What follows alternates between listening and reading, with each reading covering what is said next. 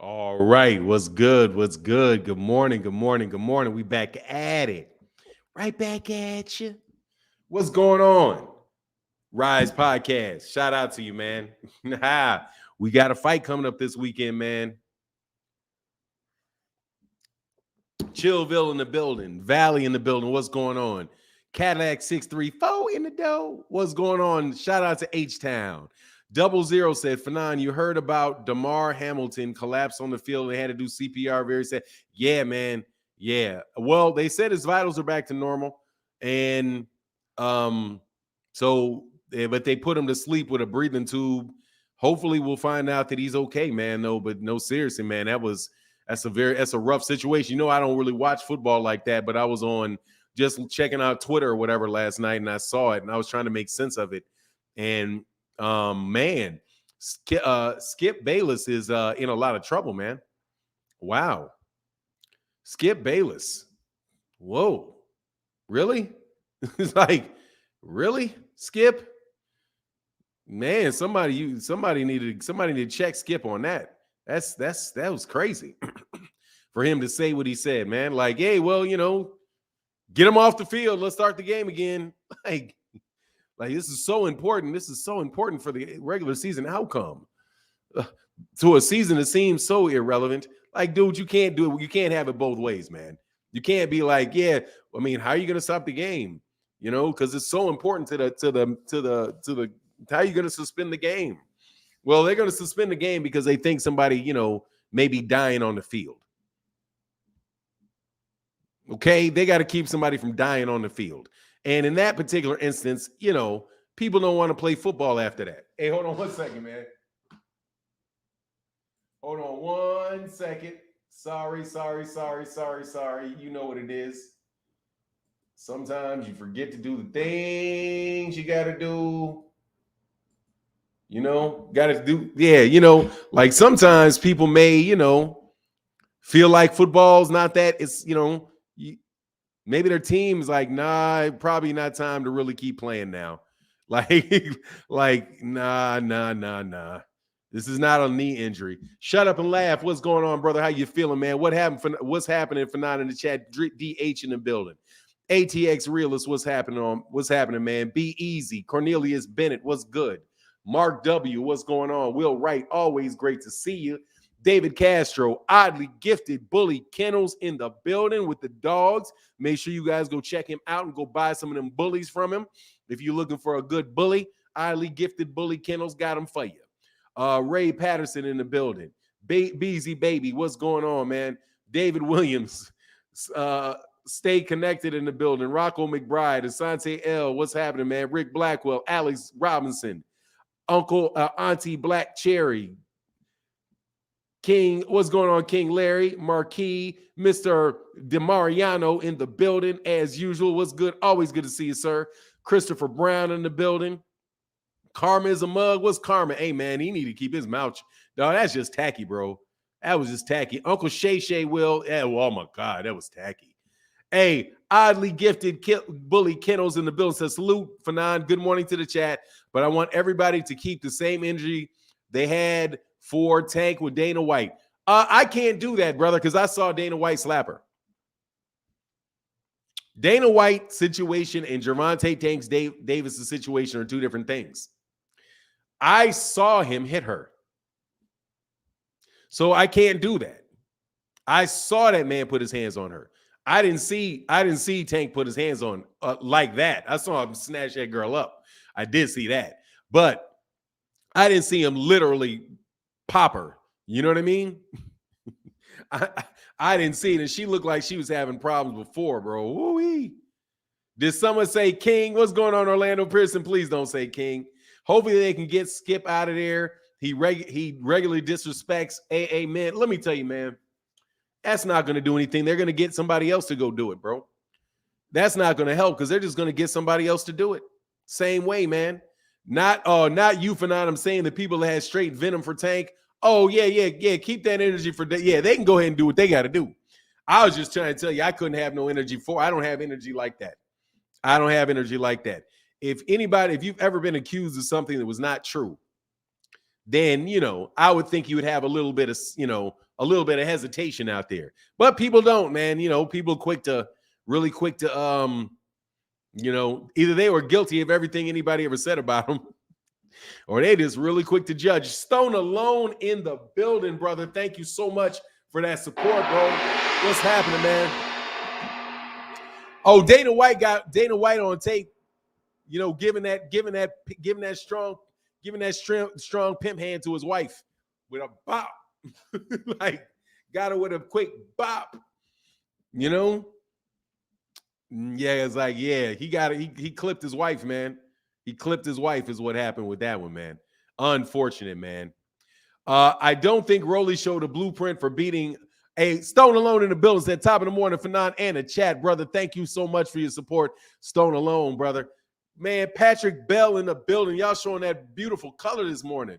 Say good morning, Fanon and Chad, and I hope you all start the year off right. Yes, sir, brother. I'm starting it off. This is a good chat. I'm enjoying this chat.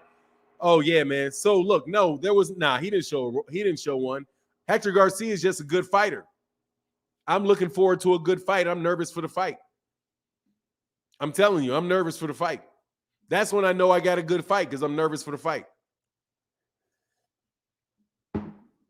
That's when I always get like upset alert, like, man, what's he gonna do? Like, you know what I mean? Boots Ennis said Errol should be #1 pound for pound. I didn't hear him say that. I heard him answer that question in a different way. He said there's a lot of people that could be #1 pound for pound. I know he said that he didn't like Terrence ain't fought the best competition, and definitely not at 147. That's true. You know what I mean? But I think he was a little bit more. Boots Ennis' dad said Errol should be #1 pound for pound. Oh, okay, that's fair. Yeah, maybe that. I heard Boots say something different, man. I heard Boots say something different. Hey man. Hey man. Anyway, y'all some sensei. Don't get sensitive, brothers. Don't get sensitive. Gotta lay in that bed, man. Make your bed, you gotta lay in it, man. You gotta lay in it. Woo-wee! Gotta lay in that bed. S1 Dub said if you have some power and can box enough to keep Tank at bay, you have a shot. I mean, you know, that's the true with everybody. That's true, but I'm telling you, I think Tank is a very, very underrated boxer, man. Like, I don't really get new year, new bed. Nah, you gotta make that bed. You gotta lie in that bed. You know what I'm saying? Hey, Wilberto Gill said, thanks for your videos. God bless. Hey, thank you, brother. I appreciate you, man. And thank you to everybody, man. Y'all putting color in the chat. Thank you, man. Especially during the very, very dry month of January. Thank you guys so much for your support. It means a lot. It means extra much in January. But look, you lay in your bed. You gotta lay in your bed, man. Look, man. Tank is a great fighter and a great boxer. Yeah, see, that's I don't understand where you guys come with that. Unless the man is so long and tall that he cannot get near him. Dude, Gervonta Davis is an excellent boxer, man. He's got excellent footwork. I do not get that. I don't get that for anything. That man moves extremely well in that boxing ring, man. Moving backwards, moving forwards. The man has got absolutely great footwork, man. But he's fighting the southpaw, so it's going to be interesting to see what happens with that southpaw. Now, I need to go back and see when the last time Tank fought a southpaw was and how that fight went. Well, I already know how it went. He knocked the southpaw out the last time he fought him. Like, I'm almost 100% sure of that one, just because of the record. But got to go back and look at it, man, and see. But like I said, man, it's gonna be interesting, man. Mobby said, Fanon, I understand Skip Bayless' point of view. It has happened a lot in soccer. Sometimes the game continues. Other times the game is postponed. Athletes in those circumstances. Yeah, hey, look, man, that's not going to happen in the U.S., man. You got to stop that thing, man. Hey, T. Wells, I just dedicated a video to you, brother. So make sure you check out the videos today. Jeff Campbell, I was so close to going. It was only $71 round trip to Denver, but I can't get my accounts covered. Oh, but I couldn't get your accounts covered. Oh, okay. Last Southpaw was Quaylar. Those body shots were brutal. Okay. Quaylar was Quayar. I think it's Quayar, right? Quayar's body shot. Okay, thanks, man.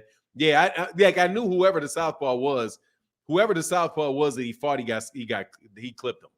I know that much. That is without a doubt that he clipped him. So, we'll see what's up though. With this next fight, man. I just think that the guy's good enough where you really got to worry about it, And I'm just hoping that Tank didn't, none of that other stuff really, really affected him. You know what I mean? Like, didn't cause any breakup in his training or anything like that. But more than likely it did, man. I think he's used to a little bit of drama in his life, man. ATX Real said, I can see a great year for Tank, Devin, Shakur, Boots, and Spence. Support all and respect skills. Yeah, man, all very skilled fighters. No doubt about it, man. All very, very skilled fighters. They got Brandon. Oh, Brandon Lee's on the card too. Yeah, I saw that. They got Brandon Lee on there too. They added something else. They got it from top to bottom, man. You know what I'm saying? Oh, yes, sir, I will. Oops. DH in the building. Thank you, brother. Yes, I will definitely check that cash app. Hold on 1 second. Y'all give me 1 second. I'll be right back. Otherwise, I'm going to have a problem. Give me 1 second. I'll be right back.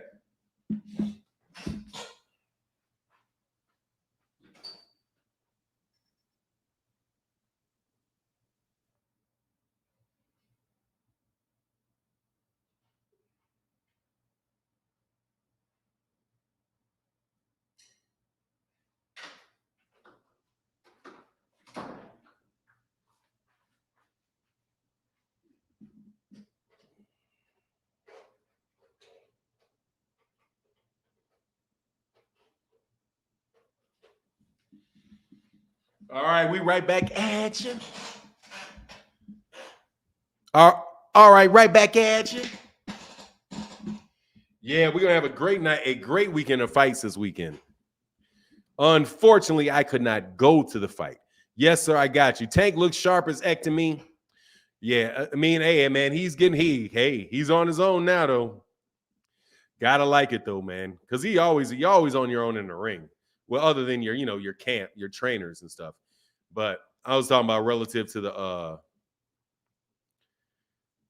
Hold on one second. Yes, sir. Big DH in the building. Much love. Darnell Hayes in the building. Thank you, brother, so much for your support, bro. Blessings for the new year and Team Spence. Yes, sir, brother. Much love in that cat, but a $10 holla in the cash app, brother. Thank you so much, man. Thank you for that support. Media workout Wednesday. Okay, cool. So then we'll get to see. We'll get a better chance to see in that one. Yeah, Brandon Lee on the card. That's good. Yeah, now I'm kind of excited about Brandon Lee. Brandon Lee is getting to the point where I'm a little bit more excited about Brandon Lee. Mo in the building. Mo 21 in the building. What's going on, brother? Thank you for that support, man. Say good morning, Fanon. It's fight week, and I'm hyped. Fresh Prince. I think I can beat Mike Tyson. Happy New Year with a little green color. Thank you for that little green color, brother. Thank you for that little green color, brother. Thank you, man. And oddly gifted Bully Kennels said, Smoothie King right back at you. Dog says, man, that dude cracks me up, man.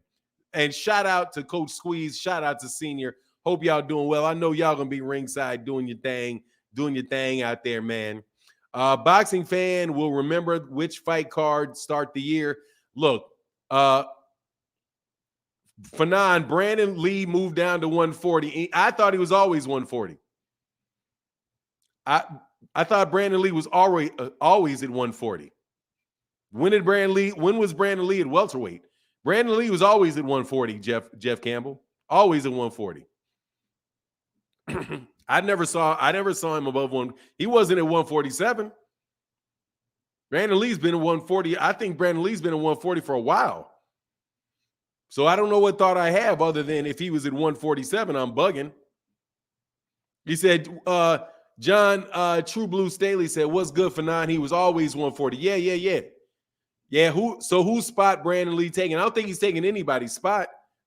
They only had like, they kind of had the high level fighters they announced early on,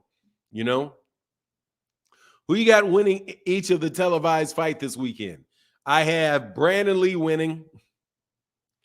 No, he wouldn't have replaced anybody. He's just lower on the card because they didn't announce all the cards on the fights on the card. No, I don't think he replaced anybody. I don't think he replaced anybody. I just think that he was, anyway. Yeah. Jeff can't, what he said, somebody said, oh, okay. Nah, he wasn't at 147, bro. Hold on, man. If he was, I never knew him being there.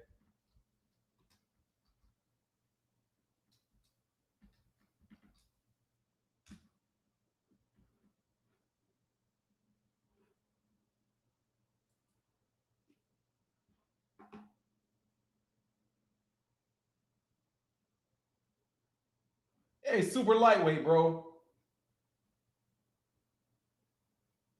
He fought at, I guess 2 fights ago. He's in, but like they're in different weights, bro. But his last fight was at 142, 142, 140, 141, 139, 143, 140, 142. It's just that he's not a contender, bro. He's a 140 pounder, bro. He's never weighed in like at 147. And he's listed as a super lightweight, bro. He's always, I know he may have fought over that weight class a little bit. He may like have come in a little bit higher, but dude, he's not I guess you could say he's fighting in the welterweight division, but he's always coming in around 143, 140, 142, 142.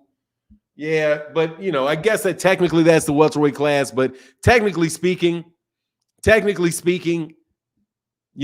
a welterweight, but he's not coming in at the welterweight limit. He's coming in significantly below. He's like, that's why I always thought he was like a super lightweight.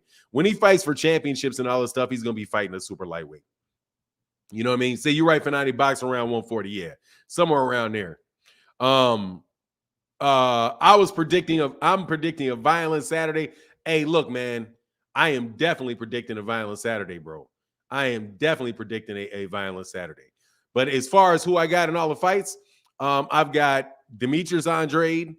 I'm going to say his name right today. Demetrius Andrade. I got Demetrius Andrade beating McKinson,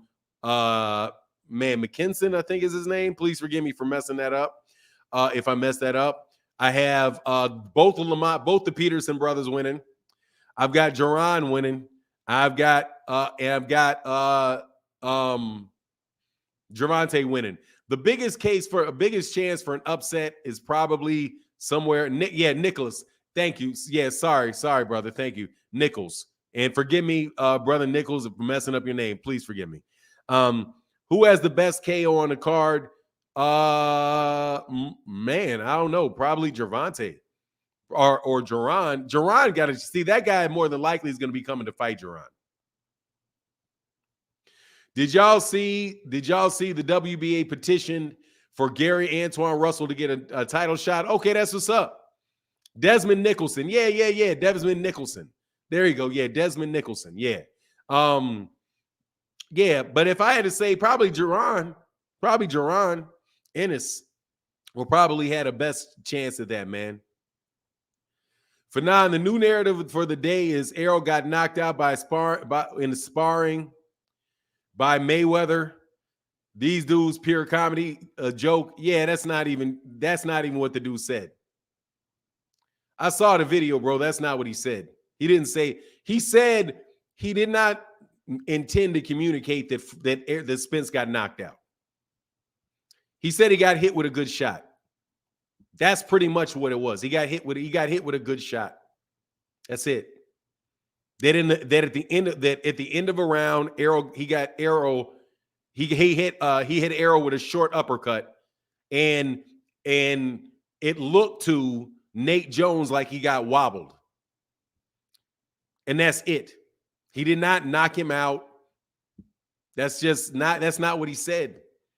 So, like I said, though, I don't like to tell you, you brought it up. And I don't even care, man. Well, I'd say what I want to say, bro. Look, that man did not say, that man said knocked out. It left his mouth, but that's not what he was communicating. Okay? That's not That's not what that man said. That's not what that man communicated. He said that he thought that Errol was wobbled. They did not stop the fight. They didn't check on Errol, pause it. He didn't get knocked down. None of that. He got hit with an uppercut, and just, you know how many times people have said Errol's gotten hurt? Like, every time somebody hits him, he got hurt. And that's his corner saying that. Like, Errol, I mean, why wouldn't that have come out years ago? Errol said, EJ said his cap on his Twitter page.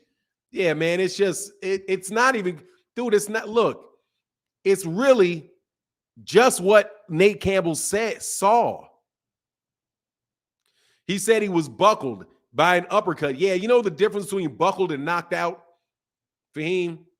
Do you know how big a difference it is between getting buckled and getting knocked out? Even if you get knocked off balance, somebody can say you got buckled. He said, yeah, that's so crazy. Spence Steven and buckled. I don't know if he buckled or not. I was not there. All I will tell you this is I know this for sure. I know this for sure. I have seen fighters get hit, and they may take a shot, kind of take a little bit of a step back, and everybody's saying they got buckled. You just got to listen to what he said. You got to listen to what he said carefully. He didn't say anything that even sounded crazy. He just said when he said knocked out, he was saying he jumped up and told Errol, we almost knocked you out. We almost got you. Like, yeah, man, whatever, bro. You didn't almost get nothing. You know what I mean? Yeah, you saw the video, watched with a grain of salt. I mean, you know, it's not something that was unbelievable. Hey, OZ Boxing 22, what's going on? But that's because I listen to what people say. From his perspective, he could have thought that he hit Errol with a good shot. What's the likelihood of Errol not getting hit with a good shot by Floyd Mayweather Jr.? It's not high. More than likely, he got hit with a good shot by Floyd Mayweather Jr. More than likely, he got hit by something out with Floyd Mayweather Jr. is a Hall of Fame fighter. More than likely, Errol Spence Jr. got hit with something. But did he get buckled? Dude, only Errol would know that. You know what I mean? Only Errol would know that. And there's a reason for him to say, nah, I got myself, you know, or just wishful thinking. It could be a lot of different things. Because like I said, haven't you ever heard somebody in their corner say, oh, you hurt him? Like, oh, you hurt him that time. They tired. You hurt him in the corner, and you're looking at the fight like, man, he didn't hurt him. You know what I mean? Man, he didn't hurt him. That's what I'm saying. Like, there's like literally, man, if you like I say, man, y'all some wild boys, man. My leg is buckled getting out of bed. Yes. I've literally turned my ankle and buckled my leg. Like literally, you can turn your ankle and your knee will buckle a little bit. Right? Or you just, yeah. Floyd, as I said, Floyd hitting his 16-ounce gloves. That's the part that I didn't believe.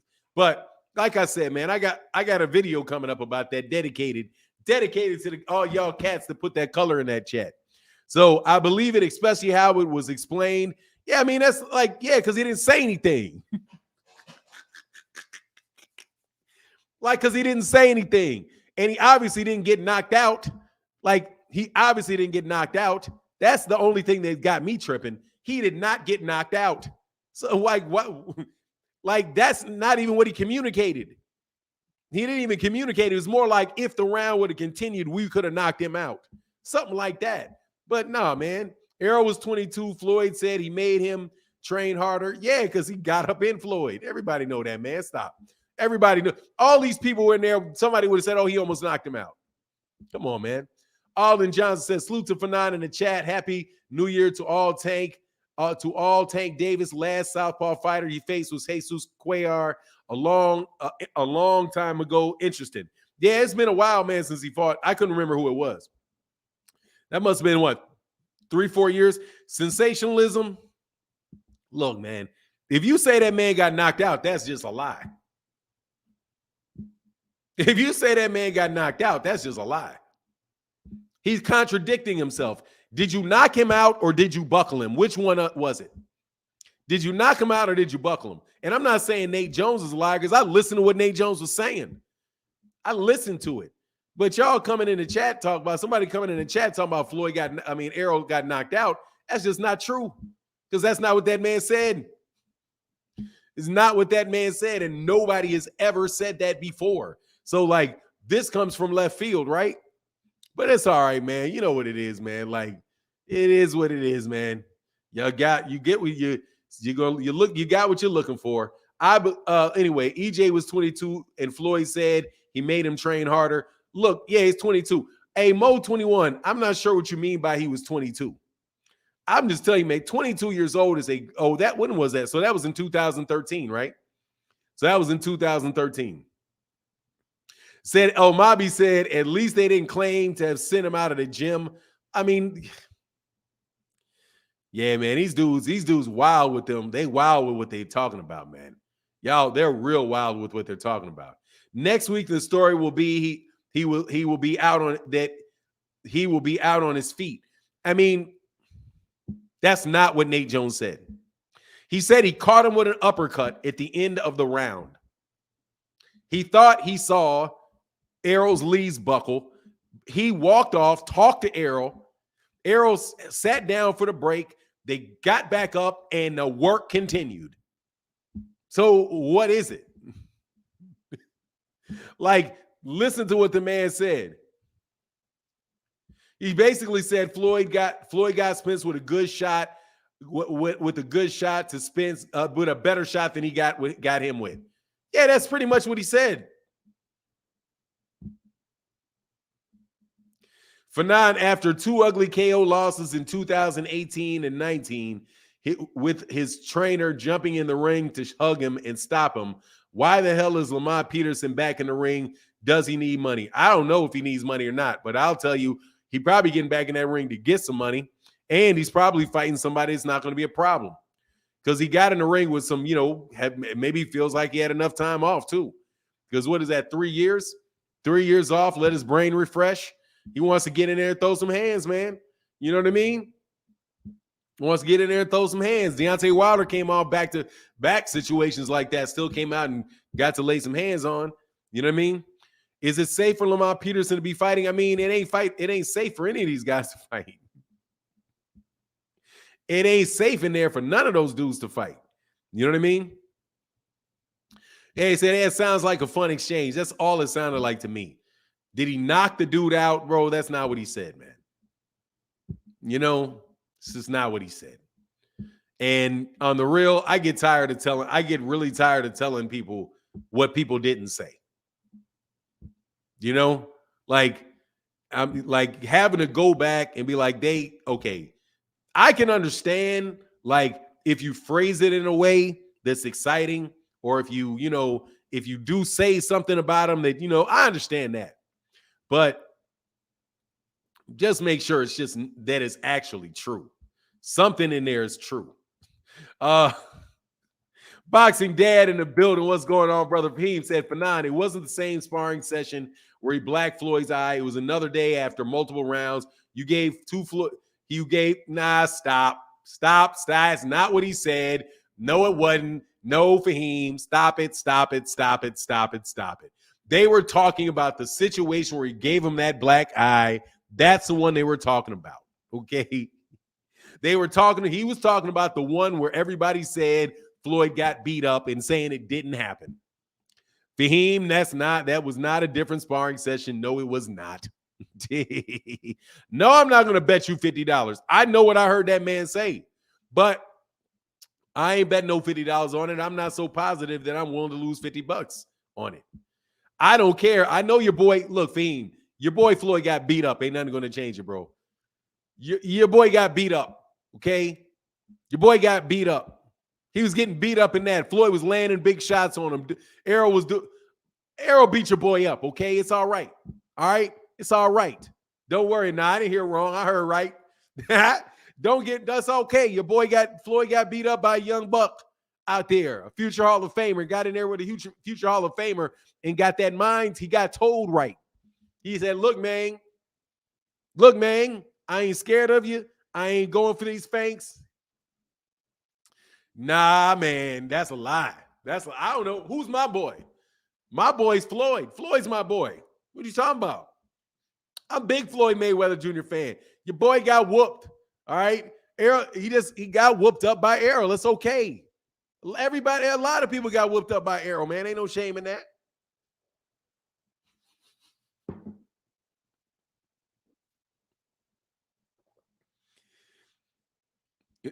Errol was pounding that boy out. He was even laughing when he said, "Hey, man, your boy got beat up, bro. It's okay. It's okay. It's okay." Errol, I heard all the excuses that he was making. You know, Floyd was on his last leg, and and this was the best sparring that he ever had. Made him work hard, all of that. But Floyd got his money too. You know what I mean? My man, Floyd got his money too. That's okay. That's all right. I know it. I know Larry Holmes used to give it to it. Nate Jones did say it was another day. Hey, man, I don't. Okay, great. See, that's why I didn't bet my money, Jay Free, because I'm not so sure. It was on another day. So he got beat up one day. That makes it worse. So he got beat up one day, and then they sparred again, and Errol was piecing him up another time, and then he got a shot in. He got one shot in, and then after that, they was going at it again, and the sparring was great. All that means is Errol gave that man work for 2 fights. Don't get yourself in more trouble, man. You know what I'm saying? I was trying to put it all on one situation. Okay. I was trying to put it all in one situation. Floyd, Fanon, what facts am I misrepresenting? Do not tell me I'm misrepresenting no facts. First of all, if you say it was 2 different scenarios, okay, it's 2 different scenarios. One scenario, you got a black eye and beat up that everybody's talking about. Nah, bro. See, now you calling me a lie. I ain't putting no money because I ain't lying. I ain't lying. First of all, Nate Jones was muddling some words up in there. So don't act like that was the easiest speech to understand in the world. So don't be getting on me, man. Nah. Dana White admitted he slapped her, but slapped her first. No excuse. But yeah, man, yeah, he doesn't have to admit it. Everybody saw it. Yeah, there you go. For now, this guy Lamont is facing is a Kenyan who lost 8 or 9 fights. Dude is 16-16 with 13 KOs, so he may have a little power. No way Lamont loses, but if he does, grand luck to him. Though, got to get out there, bro. For now, I don't speak on it if I don't know. Hey, look, man, I'm going to tell you right now, bro. You just got to have to sit on that L, bro. You're going to have to. I've heard Nate Jones say something similar to that before. Look, man, you're just going to have to sit on that L. All right? You're just going to have to sit on the L, bro. I know you was hoping somebody. I know that that Floyd's corner man. And don't worry, man. I respect Nate Jones. Don't worry about it. Nate Jones is from Chicago, so it ain't nothing but love to Nate Jones. However, because Nate Jones corner man, I want to hear what Floyd Mayweather. I want to hear what Errol Spence Jr.'s corner man got to say. Since we taking these Oscar De La Hoya type explanations out of Nate Jones, last time I heard, Devin Haney had beaten Hector Garcia behind so bad that he had to throw him out of camp. And then I see a sparring tape and it don't look nothing like that. What L? Errol got buckled by an old lightweight with brittle hands. Now he's an old lightweight. Hold on, man. Fahim, which one is he? Is he an old lightweight with brittle hands, or is he the greatest of all times? Which one is he? Because that was for the Virgil Ortiz fight. That fight was before he fought Manny Pacquiao. Okay? Let's go to the record books. Hey, I like Floyd, though. Hold on one second. And thank you to everybody that supports in the super chats and the cash apps, because January is the absolute worst on YouTube. So thank you so much, brothers, for y'all support. Let's go to Floyd Mayweather, brother. Let's see. In 2013, He was fighting. Is it Robert Guerrero? Is Robert Guerrero southpaw? He is. He was fighting Robert the Ghost Guerrero. So after the Robert the Ghost Guerrero, he fought. He whooped him before he fought Canelo Alvarez. That was right before. It was one fight before he fought Canelo Alvarez. He got whooped worse. He got whooped worse by Errol Spence Jr. than Canelo Alvarez, bro. Yeah, dog. Yeah, dog. Yeah, man. Don't be telling him he was old and brittle, all of that. He got whooped up right after the Miguel Cotto fight, man. He got whooped up right off. Rick Timms said, Fanon, are you using that good old reliable box rec again? Yeah, I am.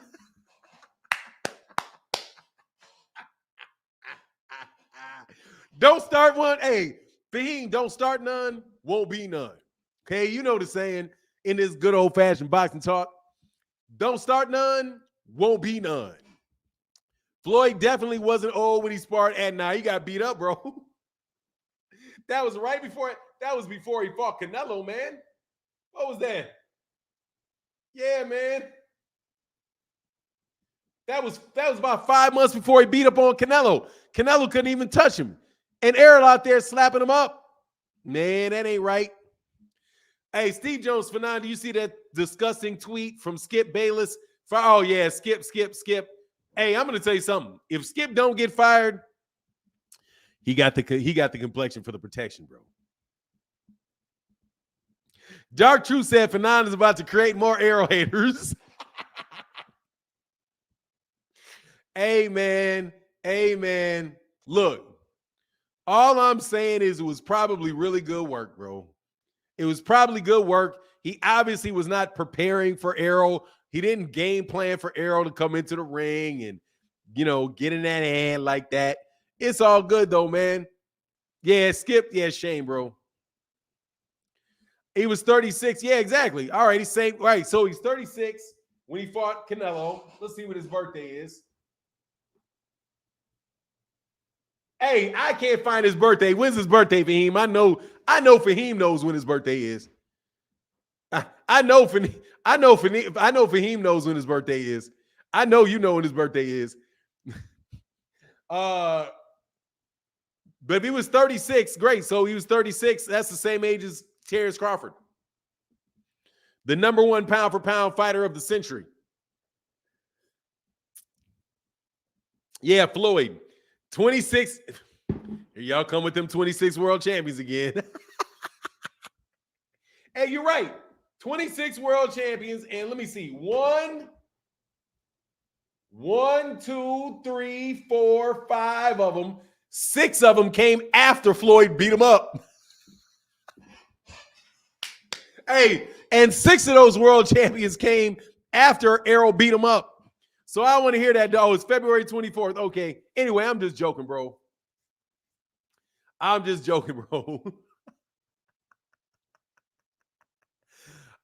joking, man. You know Floyd's the man, man. I know Floyd's the man. You know Floyd's the man. We all know Floyd's the man. Okay. I know Floyd's the man. You know Floyd's the man. We all know Floyd's the man. All right. It is what it is. I ain't got no problem saying Floyd's the man. Floyd's the man. Floyd's the man. All right. It is what it is. But y'all out here trying to trash Errol Spence Jr.'s name any way, shape, or form you can. You know what I mean? Your boy ducks. So you got to go trying to dig stuff up. You got to go dig some manufactured, very suspect-ass stories up to slam them. Derek Batson, said, I interviewed Floyd in Miami before the Canelo fight. Floyd had a black eye, and you can see a lump on his ribs. Floyd said his eyes were black because he recently had a vampire facial. He dang sure had a vampire facial. First of all, bro, what you doing having vampire? Dude, what kind of dude having vampire facials, bro? Like, what is that? I need my skin silky smooth. Like what you need silky smooth skin for, bro? But that's to somebody with a lot of money and nothing to do. But yeah, I'm sure he did have a vampire facial, all right. Called Errol Spence Jr.'s gloves upside his head. But that's all right, man. You know what it is, man. It is what it is. I mean, Floyd done whooped a lot of people, man. What Floyd whooped up on Purnell, man. That's the word. Floyd whooped up on Purnell, man. Okay, I ain't hear y'all talking about how Floyd beat up on Purnell. That's the first time I heard about Floyd. Other than the Olympics, like, yeah, he put in work against Purnell Whitaker. It happens, man. It happens. It's okay. It happens. It's okay. It's okay. It's okay. It's okay. It happens. For nine, Prime Spence versus Floyd Mayweather. No comment. Sit on that L. 00 is trying to sucker me. Prime for Prime. Spence versus Floyd. No is my answer. Sparring match for the Robert Guerrero fight versus sparring match for the Robert Guerrero fight. Errol Spence Jr., bro. Look, Floyd's prime is it a different weight class, man? The Ghost said, hey, that's what he said. Floyd whooped everybody. Spence included. He's an all-time great. He beat everybody's ass. He didn't whoop everybody's ass now. He didn't beat everybody's ass now. Now he beat him, but he did not beat Jose Luis Castillo's ass right. You know that? Now he's handed out something now. You know what I mean? He's handed out something now. No doubt about it. He done handed something out. Definitely done handed something out. And needs to be credited for them whoopings he handed out, bro. Dog, Floyd did not, let me tell you who he did not mop. He did not mop Jose Luis Castillo. He did not mop that man. Thank you very, very, very much. He did not mop Emmanuel Augustus. No, he did not. All right? I will tell you people he mopped up. He mopped up on Ricky Hatton. Oh, my Lord, he mopped up on Diego Corrales. Oh, he mopped Arturo Gatti. He got some of the greatest mop-ups. like Floyd's mop-ups. Oh, God, classics. Classics. Man, he's got some of the best mop-ups in modern history. Like, no joke. He's really mopped some people up. Like Floyd, he did not mop Diego. He did not mop DeMarcus Chop Corley, bro. Now, I think he might have got Chop out of there, though. But he didn't mop him up. I don't think he mopped him up. That fight was good. That's a good fight, bro. He didn't mop Canelo. He just embarrassed Canelo. He didn't mop him. He just played with Canelo. Like he didn't mop Miguel Cotto. He just beat him up, though. You know what I mean? Look, Floyd's the man, bro. Floyd's the man, bro. Fanon, do you think he lost Castillo fight? No, I do not. I do not think he lost Castillo 1 or 2. Sit on that L, Jose Luis Castillo, and sit on that L forever. Okay? No, I do not believe that he lost. No, I do not believe that he lost to Jose Luis Castillo. Now, while I'm having fun about Floyd, do not try to pull me into the Floyd hater category. Okay? I am just having fun with Faheem Sator and all of you rabid Floyd Mayweather Jr. fans because y'all go overboard. That man got slapped up by Errol. That's all right. You know what I'm saying? Errol gave him that work. That's it just happened. It just sparring. It happened. This is what it is. Don't be trying to change it up. Don't be trying to get Terrence Crawford no brownie points. You know what I'm saying? Don't be trying to get anybody else no brownie points. Don't try to downplay that man. None of that stuff. That man beat up on. Floyd Mayweather Jr. was the original Yordanis Ugas. He was a precursor to Yordanis Ugas. Okay? He did him like he did. You know I'm lying with that though, right? Did him like he did Ugas is what I heard, bro. That's what I heard. I heard they didn't want to bring him back out there, bro, because they had some sins, bro. This is that vampire facial. That vampire facial. Dude, that don't even sound right. That vampire that was starting to swell up is what I heard. Nah, I'm kidding. I'm kidding, man. Come on, Sean Clark. I'm joking. Okay, I'm just joking. Okay, I'm joking. Ha ha ha ha ha. I'm just joking. All right. I do not mean that. I see Fight Hype dropping a response. Nah, they'll never do a response to me. Nah, dog. Y'all leave me out of y'all responses. They ain't trying to respond to it, bro. They're not trolls, bro. They may sneak this, but I actually like those dudes over at Fight Hype, man. You know, I think that they got a little bit of a problem with Tank right about now, but you know, whatever. You know what I mean? He said, I'm out loud. I said, hey, look, dog, I'm just trying to tell you, bro. Look, man. Yeah, that vampire facial, bro, that's pause. If that ain't never a pause, bro. Hey, said, for now, I'm pissing y'all off, but it's a fact Bud ducked. He needed the money for fast for something, but yeah, he ducked. Oh, he definitely ducked now. Hey, Derek Choice in the building. Much love in that super chat, brother. Said, don't forget Floyd couldn't touch Devin Haney in sparring according to Bill. Oh, stop it.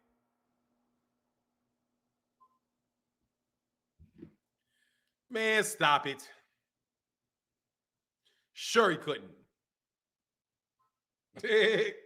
Sure he couldn't. See, that's what I'm telling you. Clout chasing, bro. Mike Cobbinger's still going in on Tank. I mean, nobody's going to read Mike Cobbinger if he doesn't, bro. Don't you see what Mike Cobbinger is?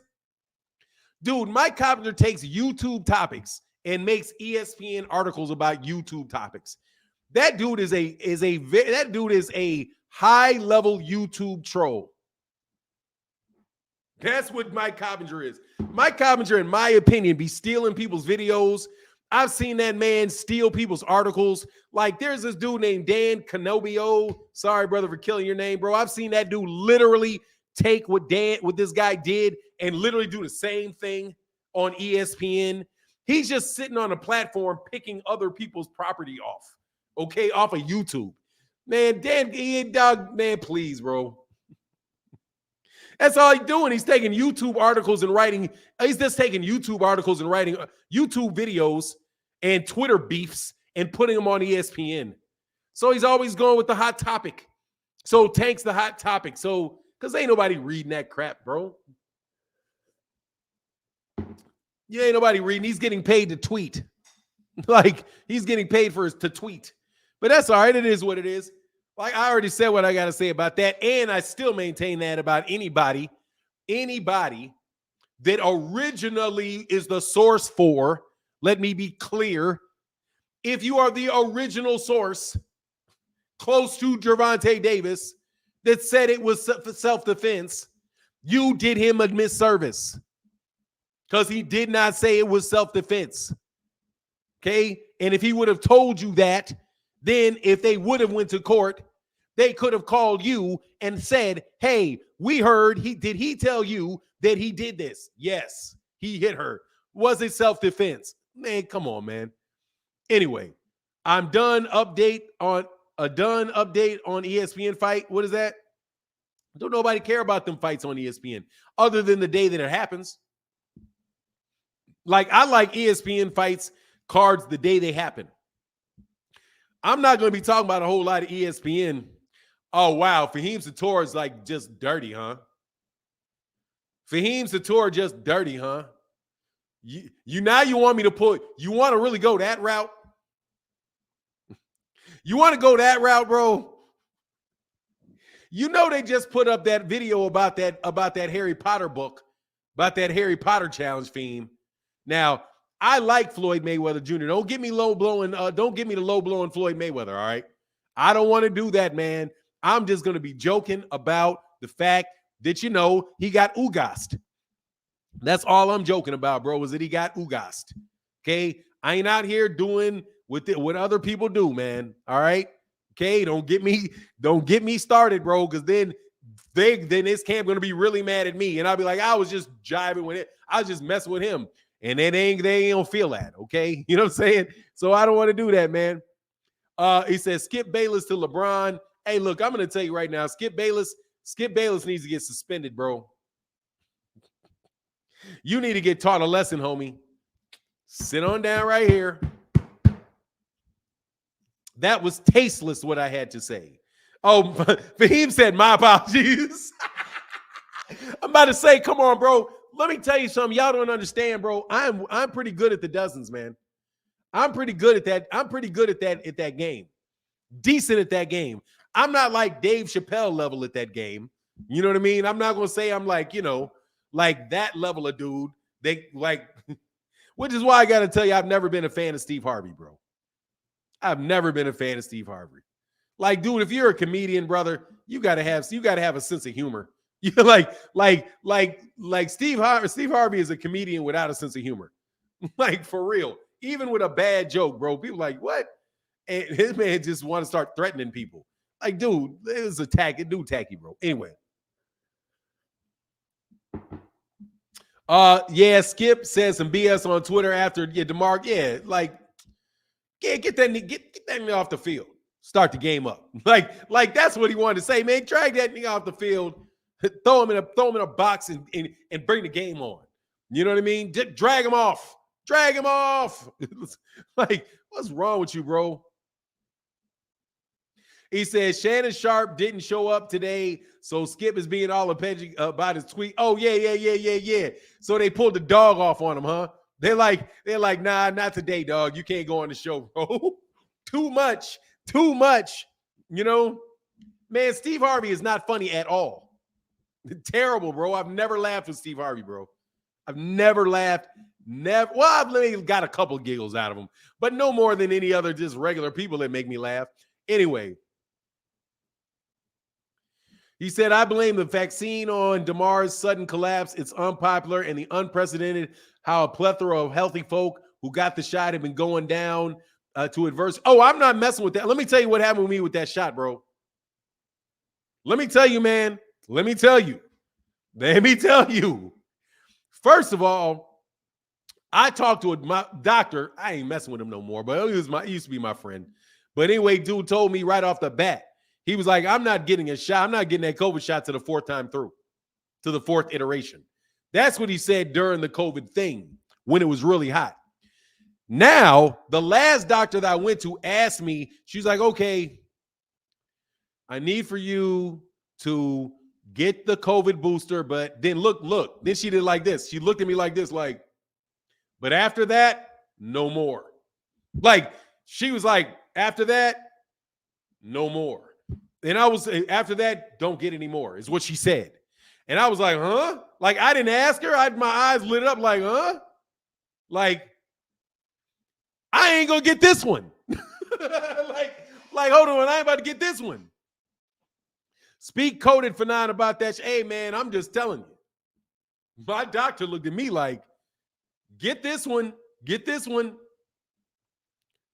No more after that. After that, no more. And I said, no more right now. I'm going El Natural. You know what I'm saying? I'm walking around raw diggity dog. Y'all ain't catching me on no. No more, bro. No more. No, I got 2. I got one before. Man, what about the shingles vaccine? I still got to go get my shingles shot. No, I still got to go get that. I've been slacking on that. But she said I can get it in any time. It's not a big deal. So I'll go get it. Yeah, anyway, like I said, we're going to get up off of that topic. I'm just trying to tell you, hey, man, look, bro. Like, you know what I'm saying? You gonna make me have to get them every that's not like some regular stuff now. When you were a kid, you get it one time and you're done. They want you to keep getting it like 3 times a year. No, thank you, brother. I gotta build them an immunity at some point in time. Hey, you know what I mean? That's how your body works. You get immune. That's how it was always. You get immune. You get a cold, couple times, you get something, you can't do it anymore. Back to Floyd slump and arrow. Yeah, bro. Back to Floyd slump and arrow. Bro. Yeah, it is what it is, bro. Y'all do you. I'm just telling you what my doctor said. I didn't have a problem doing it before until my doctor looked at me like that. And I was like, She's like, hey, after that, because they got to tell you. They got to tell you that. They have to tell you that. That's their job. They get instructions. Anyway, Floyd, Fanon, I heard Floyd had arrow like Nate Robinson. Hey, man, look, let's be real, bro. Let's be real about this. Floyd got his ass whooped. Floyd got beat up. Floyd got beat up by a young man, a young, gifted young man, bro. It's okay. I heard that Terrence Crawford won't spar Jaron Ennis. I heard they won't even spar the young. They're not calling that young man into anybody's camp looking for southpaws or switch hitting orthodoxes. Okay? So let me tell you right now, if Jaron got up in that camp, Jaron about to handle that up. Okay? I heard Brian Norman beat up Terrence Crawford. That's what I heard. I heard that. You know what I mean? Come on, man. It is what it is, man. But, hey, Fanon, daily exercise, alkaline water, sea moss, black seed oil, sweating, 20 minutes of sunshine, etc. My vaccine, but back to boxing. Yes, sir. Hey, bro, it is what it is, man. I have been on my exercise, though. That is for sure. But let's get off all that other talk. We having a good conversation today. We got my man Derek Choi said, don't forget Floyd couldn't touch Devin in sparring according to Bill. Bro, I don't believe anything coming out of that. I'm going to tell, and I will tell you, you trolling me. You just trolling me, homie. You're just trolling. Like, you're trolling. At this point, you're trolling. You're trolling. How old is Floyd, man? Let me see something. Let me do something. I'm going to respond to that. Hey, and thank you to everybody that supports in the Super Chat and the Cash App. Thank you very, very, very much. Because the videos during January basically do not bring in anything to the channel. They bring something to the channel, but a dramatic drop because there's really no advertisers in January. So every time you guys support in the Super Chat and the Cash App, now y'all are definitely floating. So thank y'all very, very much thank you very, very much for your support. And if you did not support like that, please hit the like button, man. Let me check these like buttons, man. We've been getting good comedy going on today, too. Okay, we ain't been slacking on the comedy today. We got 172 likes, man. You all had to at least laugh one time, okay? He's 45. So how old do you think he was when he sparred Devin? How old do you think he was when he beat Devin? When he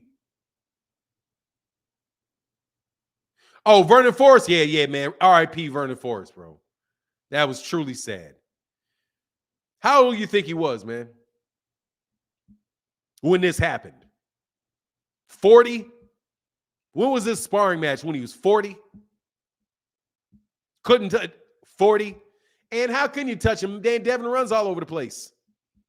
like, bro, people can't touch Rigondeaux. If Rigondeaux don't want you to touch him, you're not touching Rigondeaux. This Rigondeaux will move all over the ring on you. If he does not want to get hit, he will absolutely make it impossible for you to hit him. I think there's a lot of fighters that can do that. Honestly, the problem is, can you step to him? Can you step to him? Can you hurt him? Can you get him out of there? That's the thing, man. And I understand y'all love and support for Devin. I do. I really do. I understand it, man. Nice kid. Father's a nice guy. All of that good stuff. But look, man, the trolling's got to end, man. Like, the trolling's got to end because that's full-time trolling. You know what I mean? Like, if you don't want to get touched, there's a lot of guys that you cannot touch in a ring. If Gervonta does not want to get touched, you're not going to touch Gervonta. He'll just move around and move around and move around and move around and tap, tap, tap and move around and move around and move around and tap, tap, tap and move around and move around and move around and tap, tap, tap. If he doesn't want to do it, right? How many fighters have you seen be able to do that? There's a lot of guys that can do that. They can fight in that style. But the problem is you're going to run into it. Some of them may be like, look, I don't want to do that. I'm going to try to hurt you. I'm trying to go beat this dude up. Everybody see Godfrey Steve Harvey impersonation. Funny thing I've ever seen. Yeah, man, I'm going to tell you, dude, I was not a fan of Godfrey because I know Godfrey. Like, I know Godfrey from high school. Godfrey, it went like in a circle where he was the nicest guy you ever want to meet. And I mean, Godfrey is a nice guy. Then he got famous and got real arrogant. And then I think now I've heard he's come back full circle to being a nice guy again. But man, my God, dude, he was a really, really nice guy. Charismatic dude in high school, big as a house too. Big old boy. Used to go to Lane Tech. I'm from the Gold Coast. That's where I was living in Chicago, was the Gold Coast. Fanon, keep up the awesome work. Thank you, Eugene Thompson. But I heard he went full circle and he got off that arrogant stuff. Because, dude, he was ridiculously arrogant when he was at all jokes aside. I was like, wow, bro. Oh, you're like that now. Oh, okay. You know, you're like that now. Okay, you're better than everybody. Nice to have known you, bro. That stuff is obnoxious, man, to me. And the main reason I don't understand how people get arrogant about YouTube channels. I'm the GOAT. I'm the this. I'm the man, dude. What you talking about? Your YouTube channel. Like, you thank God that you can sit in a chair, talk to people about boxing, and have them support you for doing it. The arrogance, man, is just like, man, dude, you're not like that. Like, nobody's like that. And I mean it. Nobody's like that. Nobody is like that. He do suck. Who sucks though? Fanon. Thank you, Eugene Thomas. I appreciate you, bro. No, dude, he's good at that, man. Now he got a great. Oh, he's definitely got a great Steve Harvey impersonation, man. Very, very funny, man. Very, very funny, man. Where are all these Bud Crawford fans coming from? There is no Bud Crawford fans.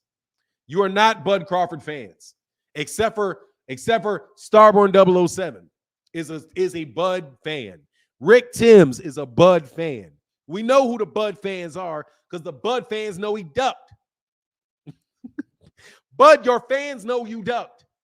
Okay? Your fans that really support you, and I'm talking to all Buds, all representative of Buds, everybody, I don't care what they say to your face.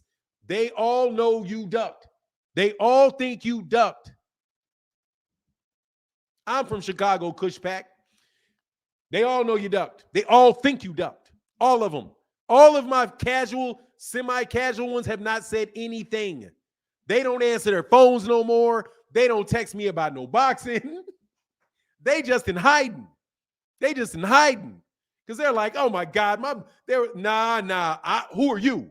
I'm speaking for you. If you are a true Bud fan, you know dang well that man ducked. So you better get on up out of here, Dolo. You better go solo, Dolo. Because you know dang, you solo, Dolo. No, I'm speaking for you. Y'all know dang well that man ducked up out that fight.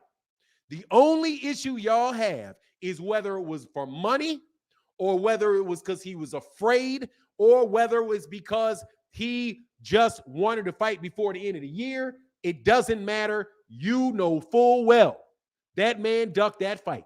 The only issue is what excuse you're going to try to give him for doing it. That's it. That is it. And I'm speaking for all of y'all because I was one of y'all. Still am. Still like Bud. Still defend Bud every day against Fahim Zator. I still defend Bud every day on things that he deserves to be defended from. But you can't get out of that, partner. You know what I'm saying? You just can't get out of it, partner. It is what it is. Like they said, you cannot put that toothpaste in. You can't put the toothpaste back in the what is it? What is that with the toothpaste in the, what do you call that thing that the toothpaste comes out of? You can't put the toothpaste back in the toothpaste dispenser. What do you call it? You can't put the toothpaste back, bro. You can't put the toothpaste back in the bottle. You can't. Everybody knows, bro.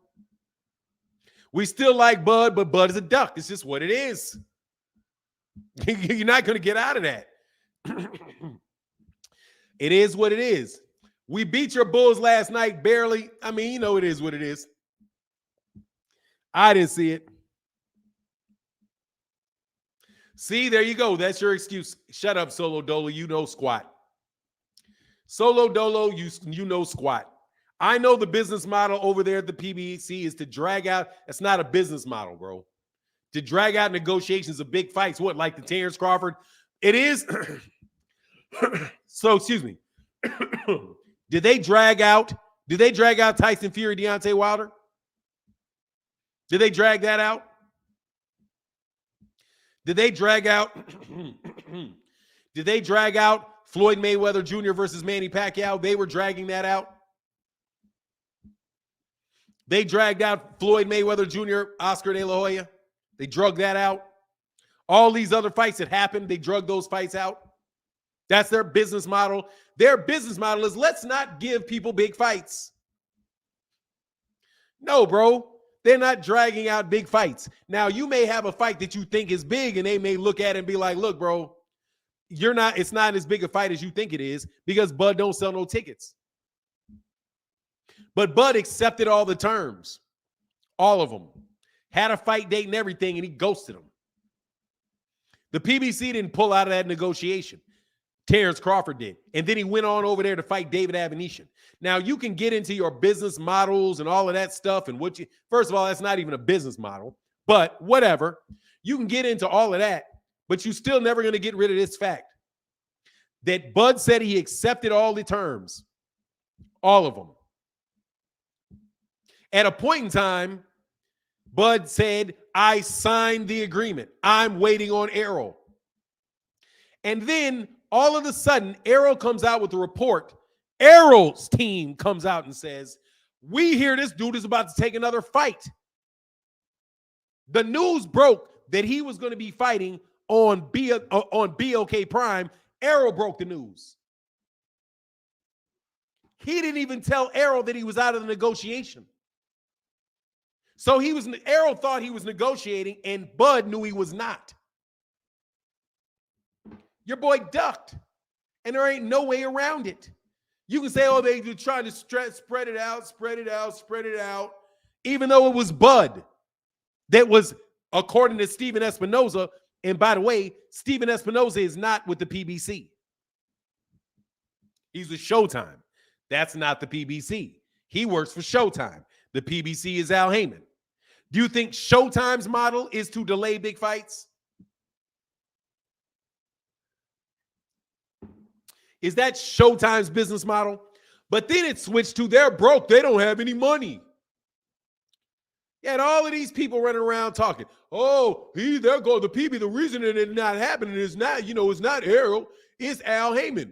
Because Al Heyman, just don't want to work with him. But at the same time, also, Showtime ain't got no money. You had like 9 different reasons for why the fight didn't happen.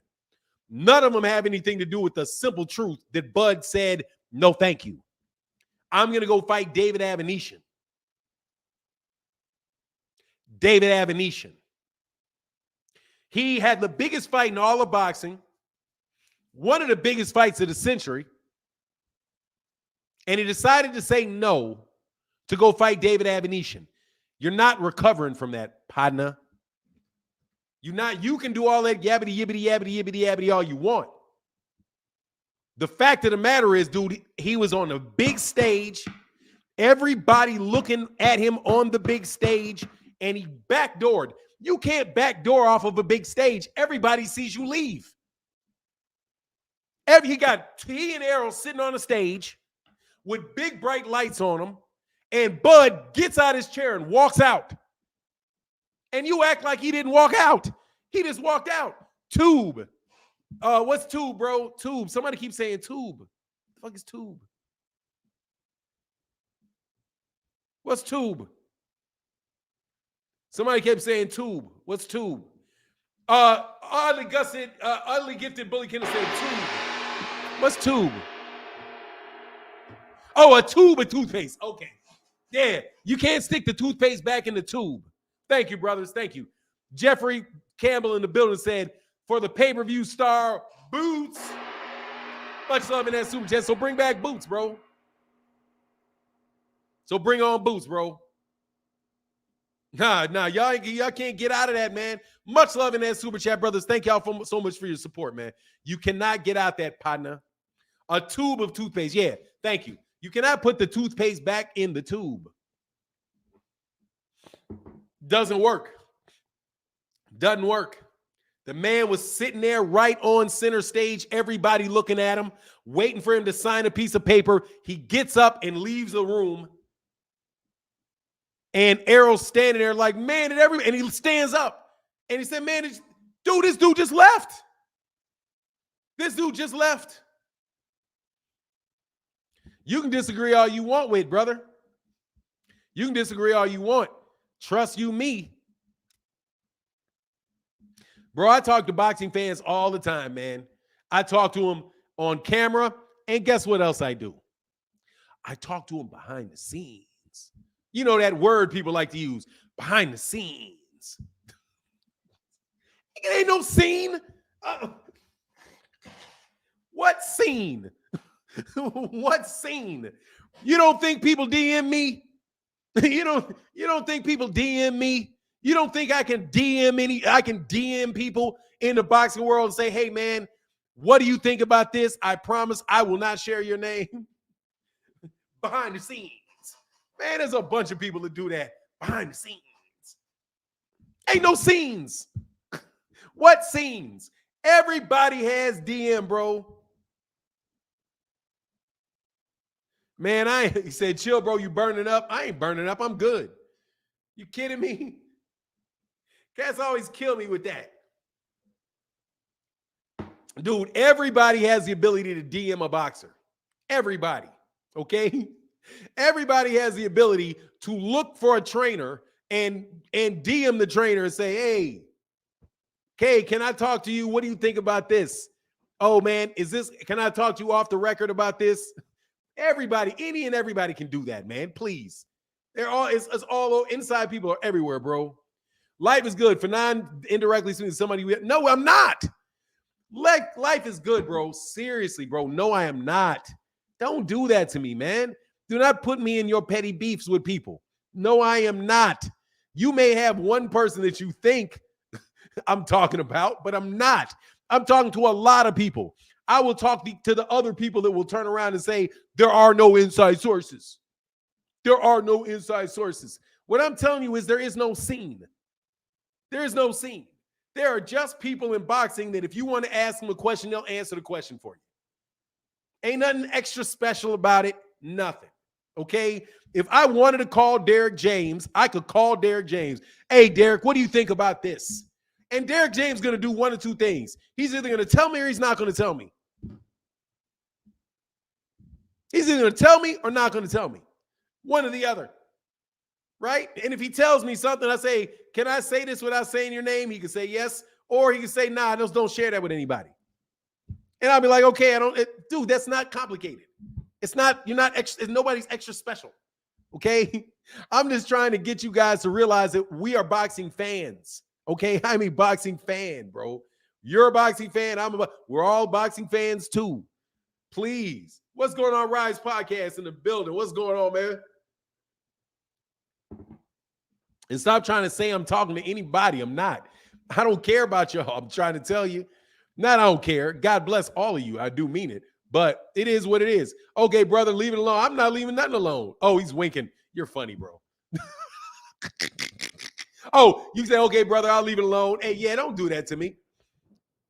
Got people all upset. I don't care if they upset with me on the real because it is what it is. But, bro, like they say, man, if the shoe hits you, you know what I'm saying? If the shoe hits you,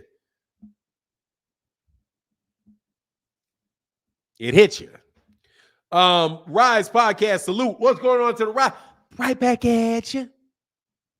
Rachel Donier said, Boots can drop the interim belt and go fight Bud. If he win, we can get EJ versus Boots for undisputed. Exactly, that's what he need to do. Right back at you. Shout out, right back at you. You know what I mean? That's my dudes, the right. Oddly, yeah, the Rise. Shout out to my guy. Number one funny man. Nah, I'm not gonna call because you're not a joke, but you are, you are funny. But you by no means a joke. My guy, Senior, and my guy, Squeeze, Coach Squeeze, right back at you. Squeeze got jammed up, ain't it? What is that? Who got jammed up? I'm just saying, dude, you can't put you can't put the toothpaste back in the tube. It ain't gonna work. Your boy Duck, live with the duck. Okay, live with the consequences of your decision. All right. Unfortunately, sometimes there's long-lasting consequences to your decision, and money is not everything. And truly, money is a lot, but money ain't everything. Okay, money ain't everything.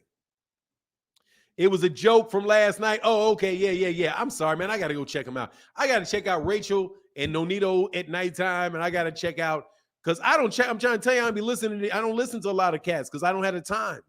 You know me, man. I gotta make sure my dome stays square. So I gotta go. I have to watch like TV. I gotta get away from anything related to work and all of that stuff or boxing in the evening times, just so I make sure that I keep my dome firmly placed between my ears. Because over time, man, it wears at you. You know what I mean? It wears at you. And again, much love to everybody in the super chat and the Cash App. Thank y'all so much for y'all support. Y'all are how the channel continues to go, bro. Bud versus Spence in April? No way. Now, let me ask you a question, brother. What's going on, Knockout Boxing 86 TV? Shout out to you, bro. Oh, yeah. All day, man. I support you big time, brother. Great work. And I mean that. Great work. Love your work, brother. You have now entered into a category of people that I would never debate. Just to let you know. And I don't know Knockout Boxing 86 TV for nothing. Never saw him on the street. None of that stuff. I've had short conversations with him. Think he was on the channel shortly. But you have entered into the category of people that I would not debate. Because, dude, I love your thought process. The simple fact that you had a great thought process is enough to be like, man, I would rather just listen. Absolutely, man. Great, man. Very bright guy. Very logical person. Honest person. And you got to love that, brother. You got to love it, man. I love it, young man. Now, I know you got a daughter old enough to be in college, but to me, you still look like a young man. So I have to say, shout out to young man. Nah, bro, we got more than 41 likes. We got 225 likes, but we do not have 454 likes. You know what I mean? Yeah, I haven't watched the debate series. Like I said, man, I don't have a lot of time to come in and say, Fanon, seen you seen KO versus BFTB. Best debate I've ever seen. No, I have not. I've not seen him. No, I've not seen him. No, I didn't see him. Because, I didn't see him. I just don't have the time, man. And like I said, bro, I don't like to listen too much because if I disagree, like I said, it's just a genre. It's a genre that I don't want to participate in. You know what I mean? Like, but it's cool. You know what I mean? And I know it's something that's really out there, but, I do mine a little bit different. Like, I really just, like on the real, I'll only really argue with somebody I think is dishonest. Like, that's my prerequisite. Is I got to think that you're dishonest. I got to think that you're trying to pull wool over my eyes. So if you trying to pull woolers over my eyes, I'm gonna fry you. I don't like that. And I'm telling you, I don't point this at anybody. I don't like people getting cute, bro. I don't like it, bro. I don't think it's right to get cute with these fighters, man. I don't think it is. I don't think it was worth the listen for 9. It was good debate. The topic was Tank and Devin. That's what's up. Like I said, though, bro, I don't do it. Y'all enjoy yourselves with that stuff, man. Y'all enjoy yourself with that. I don't really. I had OG Boxing Talk. I used to do that on OG Boxing Talk, and I realized, bro, I lose friends like that. I lose friends like that. Because I get kind of, like, I'm not going to give you no air, bro. And I mean, I'm not going to give you there's not going to be no air. None. And I mean, we might not even get to the topic. You know what I'm saying? Like, I'm going to snuff you out. Like, I'm going to shut all of that down. And I don't like it. I don't, it's not fun for me because it's something it's intense for me. Other than that, I want to listen. You know what I mean? Just want to listen. But kids, maybe I'll do more when my kids get out. He said, dark truth debates aren't my thing. More interested in the truth, not the better argument. That's fair. What round you got? Cushpack said, what round you got Tank in the fight? I don't know. Could happen at any moment. Debating Devin is like death with paper cuts. No, it's not as easy. It's easy. It's easy. It's easy. Easy. And I mean it. It's easy. Real easy. Depending on my point of view is very, very easy. It's very hard to get around it. I'm telling you, bro, I like my man Star 007, bro. I like chess. I'm not that good at chess, bro, but trust me, man, if I get you in checkmate, there ain't really nothing. He said extremely easy. It's extremely easy. Extremely easy. Like, because it's so because of the contradictions. Knockout TV sees it. I've listened enough to hear that. It's like, bro, you can't be switching. You can't have a standard for one guy and not another standard for another guy. As soon as you do it, you're done. You're done. You're done. You lose. Because of the basic fundamental structure of argument, you lose when you have one standard for one guy and another standard for the other guy because you're biased. That is the definition of bias. If you have one standard for one guy and a different standard for the other guy, you are biased. I did have a discussion one time. I will not call it a debate because that's all it was a discussion in which the person turned around and said, literally, and this is why I don't like to do it. I did it, man, 4 or 5 years ago. I didn't even know I was in a debate because I was new to YouTube. So I didn't know people were doing it like that. Like, I just thought we were talking boxing, right? However, believe you me, I once in one, I'm like, what? It's like, to me, it's like getting punched. It's like you sitting there, you talking to somebody and they punch you in the face. And you're like, oh, what? Did you just try to punch me in the face? Oh, this a fight? Oh, I didn't know we were fighting. And you choke them out real quick. Yeah. Oh, I didn't know you was fighting. Is that what you? I wasn't fighting. Nah, bro, you're going to go unconscious, bro. Sorry, you about to get unconscious, bro. Boof. Like, it was that type of situation. But I didn't even know. Like, I didn't know what people were doing. I didn't know people would jump on your channel. I didn't know people would jump on your channel and try to, like, make you look bad. But anyway, so go through it. And I, like, got the person to where they literally admitted, they took my argument and started making my argument. And I just ended it by saying, thank you for agreeing. What do you mean? You're agreeing with my point. You just changed your point, and now you're agreeing with my point so you can try to get out of here with a win or something. Thank you very much. So, nah, bro, people be trying to climb on your back like that. And I don't like it, bro. I'm just going to tell you, I don't like it. They never liked it. And that's why cats don't come near me on that type of stuff. Do not do it. Dude, the dude should be embarrassed. Should be embarrassed. First of all, for trying it. I was shocked. No joke, bro. I was shocked. I couldn't believe it. For not Martin to name no name or channels. I respect a lot of YouTubers, but I'm unsubbing from some of these channels due to hearsay. Look, bro, you guys can do what y'all want to do about it. So who you subscribe to, you do not subscribe to. It's boxing talk, bro. This is supposed to be fun. This is supposed to be enjoyable. We're supposed to be a pastime. You know what I mean? It's not supposed to be something where you try to jump on somebody's back. You try to insult somebody, degrade somebody, jump on their back so people can come support you for jumping on somebody else's back.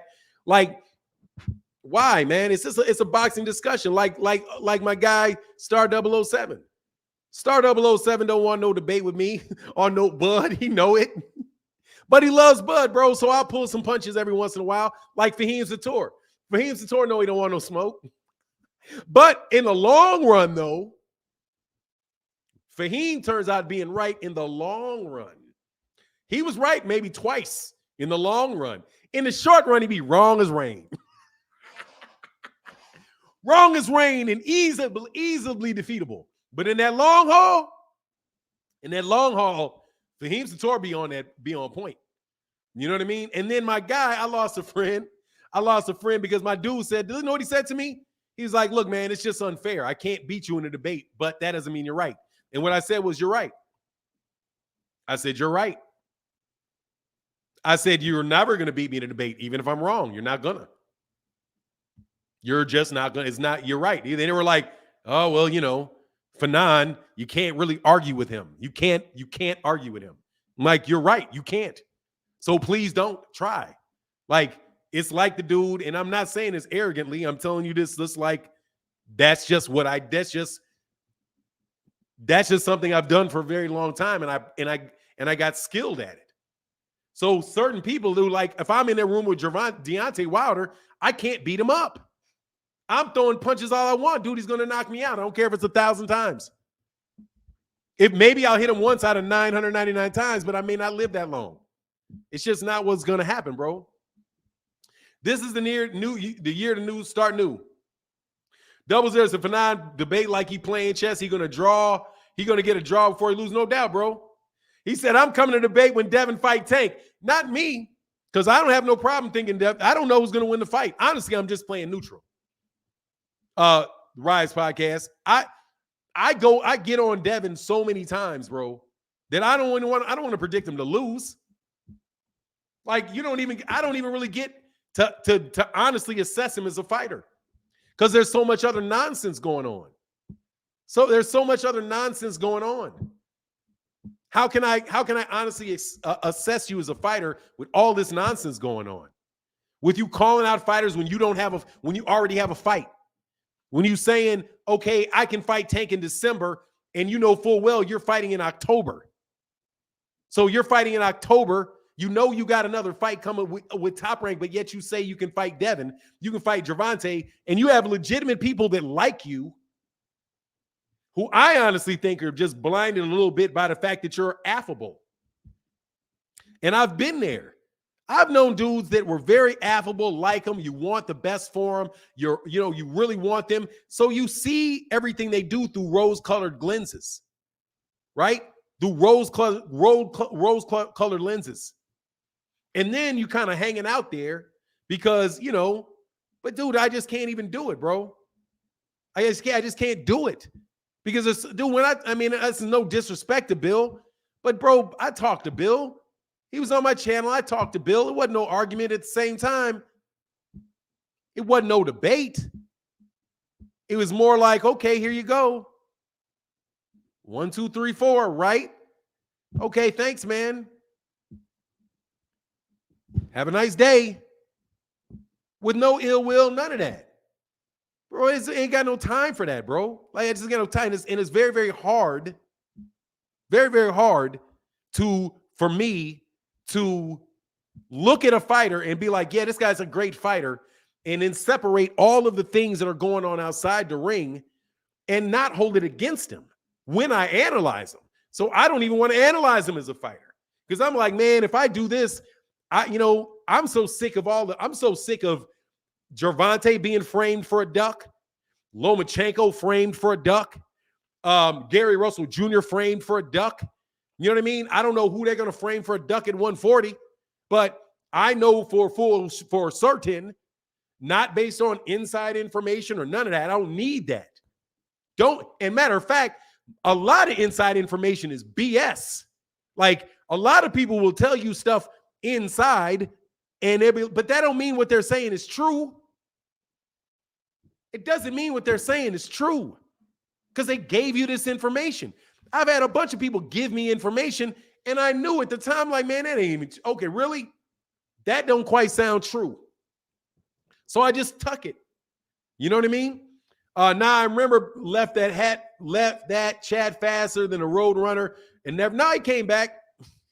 But it is what it is, bro. It's like, look, bro, I am not going to say Devin Haney's going to lose somebody, because I've not seen him really get beat in a ring. That's it. But some of these other guys just because Gervonta is a big name doesn't mean that he deserves all of that. He doesn't deserve to be treated unfairly.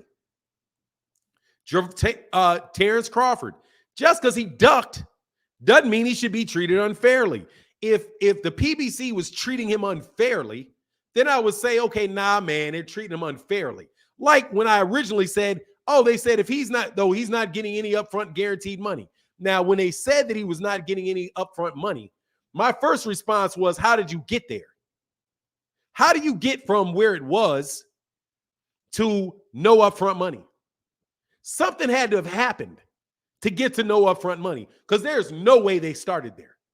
And I know that the promoter, shout out to Aaron Muhammad, I know that there's people, oh, for 9, but you do know who will win.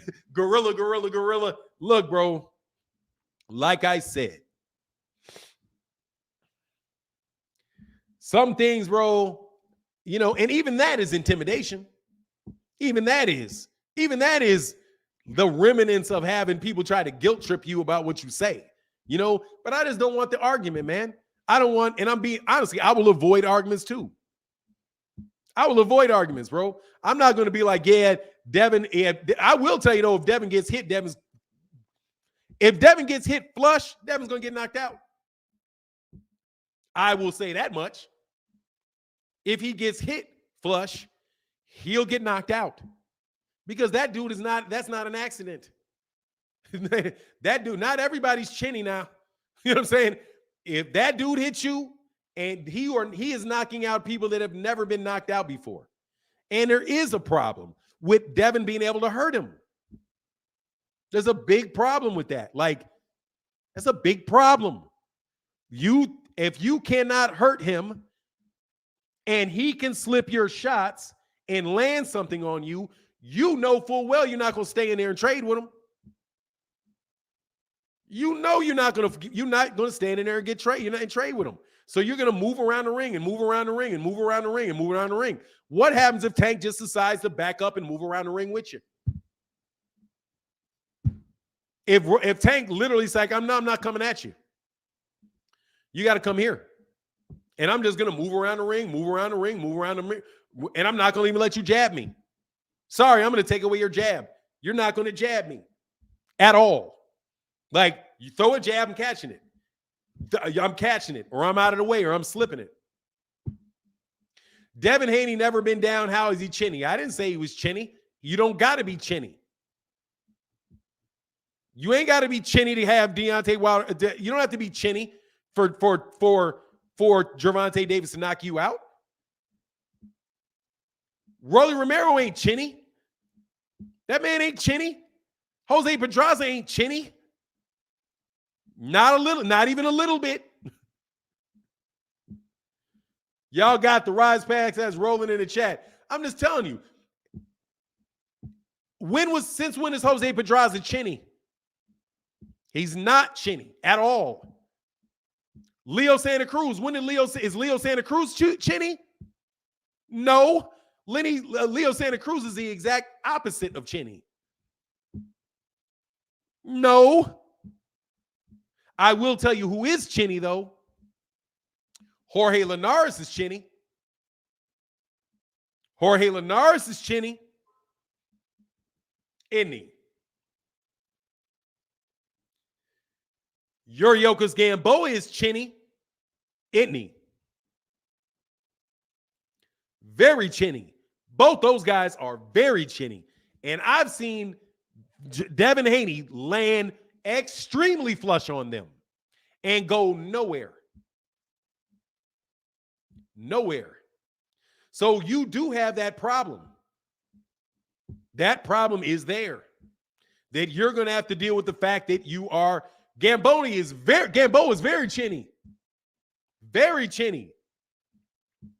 Ryan is chinny. I don't know if Ryan's chinny or not. I saw him get caught, but I don't know if he's chinny. People get knocked down. I don't mean they're chinny. But whatever. You guys can call him chinny. You can say he's not chinny. However, chinny, chin, all of that stuff. Whatever, brother. All I'm telling you is this, and I maintain this. Do not get hit by that dude Tank. Don't get hit. And 16-ounce gloves, bro, are not 8-ounce gloves. 8 and 16-ounce gloves are a big difference. And no headgear, dog, that dude can absolutely positively knock you out.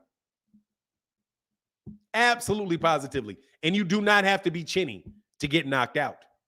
Deontay Wilder does not have to be chinny to knock you out. Does not need it.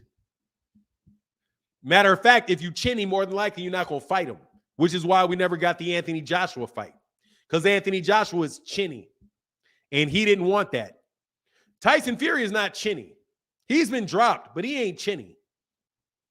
Because he's been hit and not knocked down. Anthony Joshua gets wobbled every time you hit him. Oddly gifted Kennels, Bully Kennels said, that's right, Fanon. Out of all the boxers you named, only one got noodle leg without having to get hit by Tank, Devin Haney. I'm just telling you, bro. Oddly gifted. Much love in that super chat, brother. Thank you for that support. I don't say who I think is going to win that fight because Devin is a welterweight, man. And he's a very big dude, and he's going to move around a lot and move around a lot, move around a lot. And he's going to move and grab, jab, move, jab, grab, move, jab, grab, move, jab, grab. That's how he wins that fight. Move, jab, grab. It is not going to be step to him, land body shots. You know what I'm saying? It ain't going to be that. If he throws a body shot, I'm going to be shocked. Like, I mean, for real. If he threw a body shot, I'd be surprised.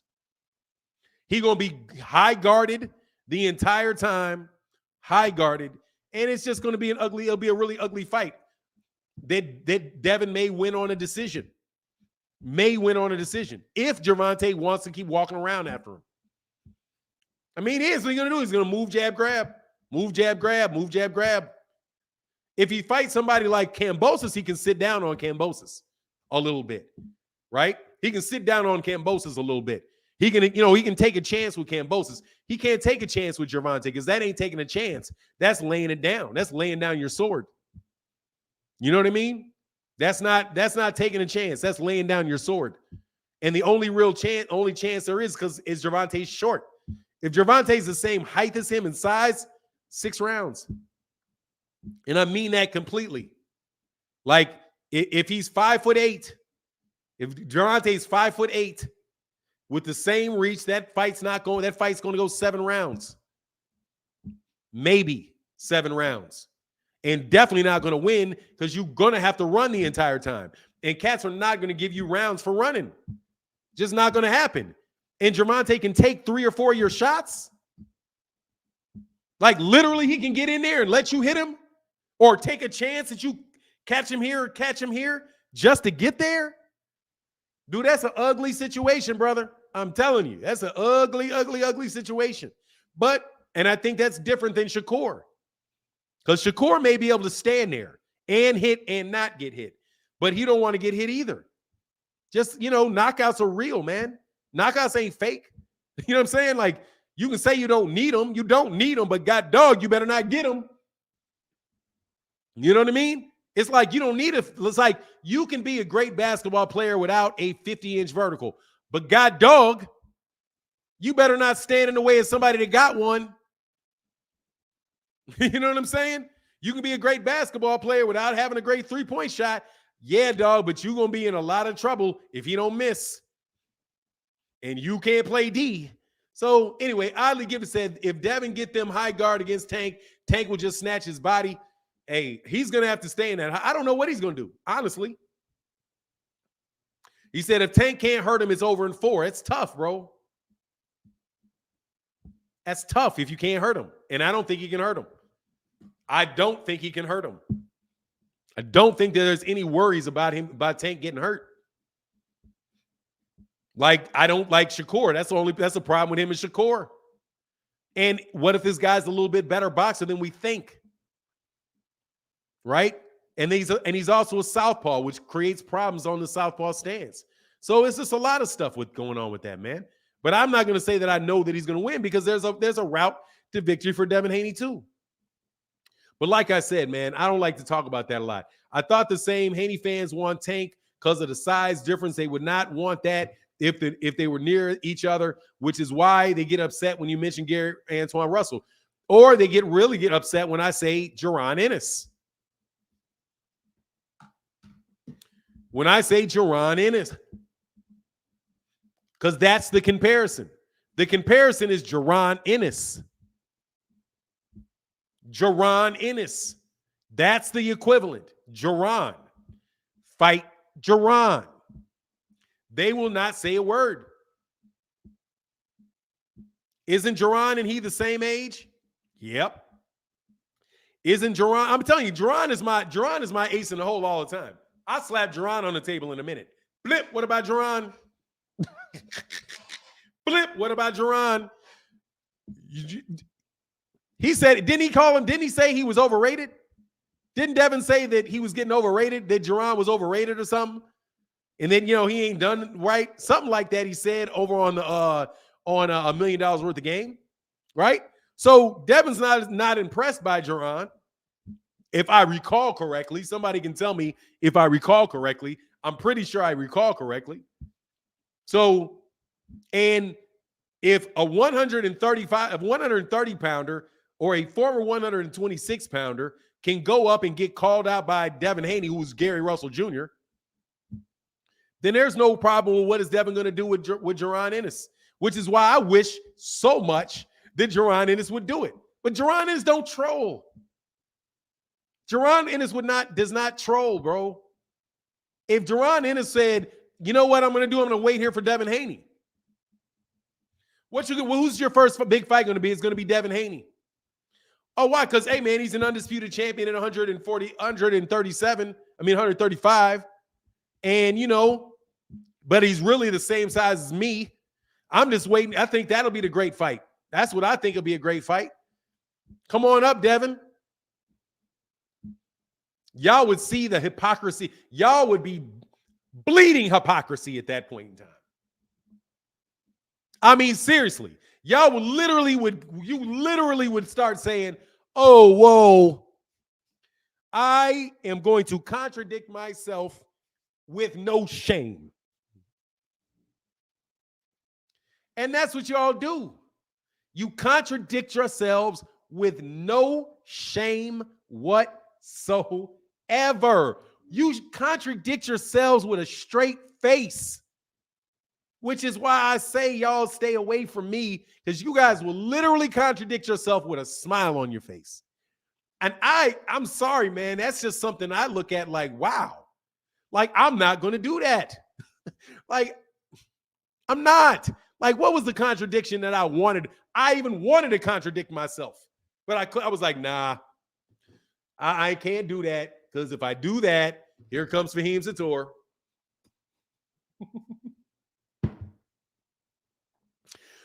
They say, you know he won't punch down. It's a bad look. Yeah, he won't do it. He won't do it. But Devin can call him out. Go call out Boots. I think the problem is that Tank should focus his career on building. They think, oh yeah, he's never, dude. Jaron, I'm gonna tell you what Gervonta got to do. Gervonta's got to beat this guy on Saturday. He got to beat this guy on Saturday, which is no easy task. Okay. And I'm sorry, bro. Y'all know y'all gonna, if he beats him, y'all gonna crap on him for beating him. If he has any difficulty, you're gonna crap on him. You're gonna crap on him for that. If he loses, you can throw your money away, bro, and get to work. Because there ain't no free rides. The fact of the matter is, in a certain aspect, Gervonta's their meal ticket to a certain degree. Not completely their meal ticket, because, you got ESPN or Black BLK Prime or whoever else that are going to give them guaranteed money, right? But again, just like Errol Spence and Terrence Crawford, bro, if Errol Spence Jr. says he does not want to fight Terrence Crawford and he just moves on, is like, nah, I'm done with this dude. Dude, Terrence Crawford and anybody trying to promote Terrence Crawford is screwed. You're just screwed. You didn't think you thought the bus, yeah. And then when Errol said, I'm going to spin the block, bro, yeah, dog, don't tell them that.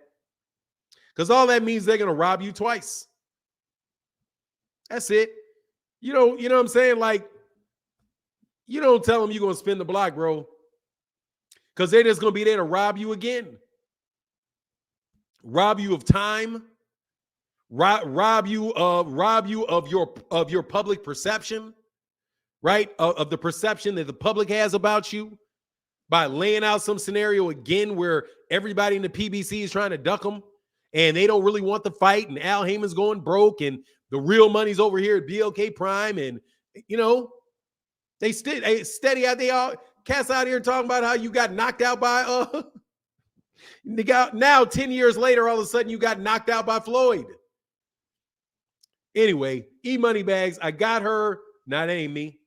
As much as people say Tank doesn't want to fight Devin, I haven't seen Devin try to make the fight with Tank the same zest he did for Kambosos. Bro, he was picked by Kambosos. You guys, I'm trying to tell you that, dude, that situation is not what it seems.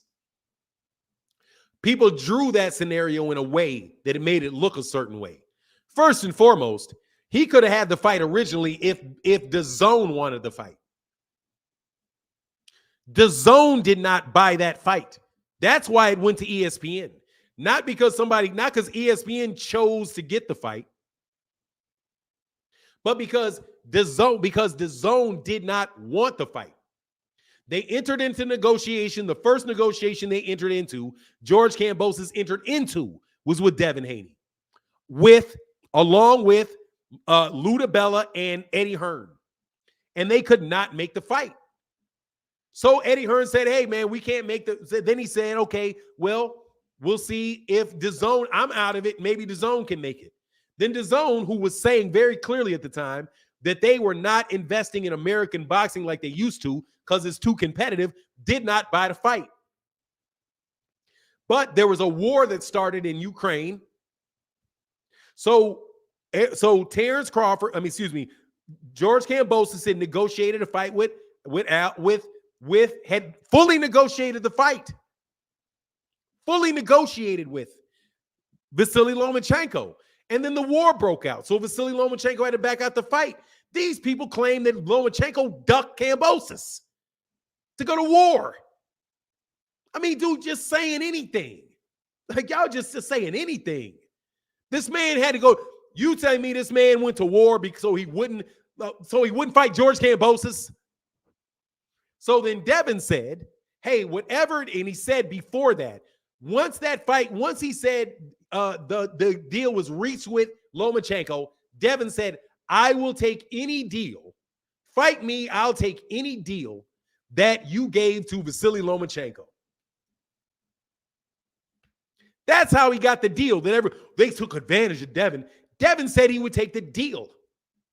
He said, give me the same deal. That was Devin's words. That was not anybody else. Devin brought that up. So I assume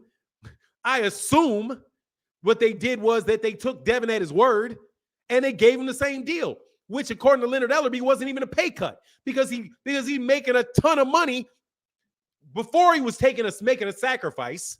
And then all of a sudden, when Gervonta says he made 3 times more than Devin did, he said, no, he doesn't. I make more than Tank. How do you make more than Tank, but yet get ripped off at the same time by Top Rank? This is no different, bro. How do you know it was the same deal? I don't know it's the same deal. I don't know it's the same deal. I didn't say it was the same deal. I said that Devin said, give me the same deal as you gave Lomachenko. So they made him the offer. I don't know if it was the same deal or not. Devin said, give me the same deal. And after that, they said he took a terrible deal. He took a slave contract is what you called it.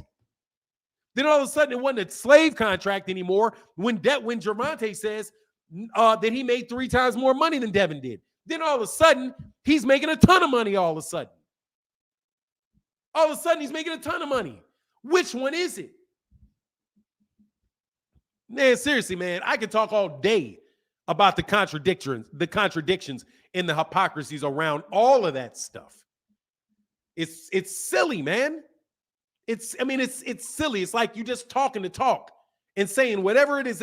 And here's the proof that people just be talking to talk. Devin, for no reason whatsoever, jumped in a conversation with Steven Espinoza.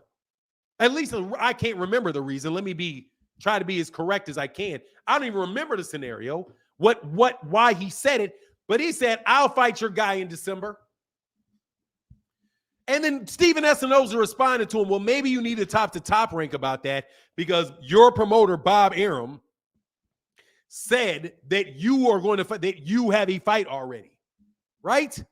And didn't he also say to Teofimo Lopez, the deal with Lomachenko's not done, maybe I'll just move up and fight you? Dude, how many times he got to do it before it's not somebody hating on them? When it's just reasonable boxing fans that pay attention to the news, listening to what you got to say and being like, come on, man. Dude, you can't keep framing people for everything. You can't keep saying, well, I would have fought him in December, but he didn't fight me in December. You weren't available to fight in December. Right? When Gervonta said, and Calvin Ford and Squeeze and Senior and the other guy was on the channel, and Bill Haney was on the channel, and they said, okay, we'll fight you. All you got to do is get out of your Kambosos fight, and we can tell you how to get out of it. You got to pay step-aside money. Devin did he pay the step-aside? No. Right? Because he didn't have the step. There was no way he was going to pay the step-aside money. And later, Bill said, well, Devin doesn't even really know what he's going to do. So if he doesn't know it, how's he calling him out if he doesn't know what he's going to do? I mean, just stop, bro. You guys just leave me alone, bro. Leave me alone, because it's not fair to other people. It's just not. And if you want to get to he's a better fighter, then they just do the he's a better fighter line, because that's something we don't know. We don't know whether or not, you know what I mean? But then you get something coming out like, oh, we had to throw Hector Garcia out of camp. Hector Garcia is saying, man, y'all didn't throw me out of camp. And then they release the footage, and it looks like a regular sparring match. Like, it looked like a very regular sparring match. On top of it, it looked like a boring sparring match. It wasn't even exciting. Nobody got hurt. There were no significant punches landed. Nothing. It looked like Devin was working on keeping space, and this dude was trying to get to his body. It literally didn't look like anything. But that's so bad the man couldn't keep. Y'all need to you exaggerate, bro. That's the promotional aspect. It's Don King. Dude, it's Don Kingish. He said it's not too late. He can fight Tank the day after Tank. Said it's not too late. He can fight Tank the day after Tank versus Hector Garcia. Look, the man has got to fight with Vasily Lomachenko, and he cannot make weight. He cannot make weight. Is what he's saying. Is what they're saying. If he cannot fight, he cannot fight Gervonta. He can't fight Gervonta. Can't do it. Can't do it. Because he said because Lomachenko fight, he said they don't want it in May because he may not be able to make the weight. Well, guess what? If you fight in March, you're not going to fight him before. You're not going to be fighting Gervonta before May. So it's just out. If he can't make the weight, then he can't fight Lomachenko, and that doesn't even make sense. If you can make the weight in March, you can make the weight in March. If you can make the weight in March, you can make the weight in May. It's like that stupid argument about Terrence Crawford and December versus February. Oh, well, I can fight in December. I can fight December 10th, but I can't wait until January. I can't wait until February. Dude, it's not a year. It's 6 weeks. It's 6 weeks. That's it. Go take a vacation and come back and get into training camp. And you got people were literally pushing that like, well, we knew it wasn't going to happen this year. This calendar year? You mean you can't fight? Oh, I could have made December 31st, I can fight, but January 2nd, oh, that's out. Oh, no way. Like what do you mean? It's 6 weeks. Anyway, always on cue. Do you think Tank and Devin can meet at 140? No, they cannot. No. Because if I was Tank, I would say see it 135. I'm the A side, bro. Do you want to fight me? First of all of Devin's belts are at 135. He doesn't have any belts at 140. None. So why would he go to 140 just to fight him? Devin has to go to 135 for Tank. And if you can't make 135 in May, dude, you can't make it in June Unless, again, we're back here with y'all's logic, which is he can make the weight for Lomachenko, but he can't make it for Shakur. He can make the weight in March, but he can't make the weight 8 weeks later. Why not? Is he gonna? What is it like? What's he gonna go to is he gonna go in a time warp or something in between the 8 weeks? In between the 4 weeks that separate, in between the 4 weeks that separates March and May? That's only April. But whatever, bro.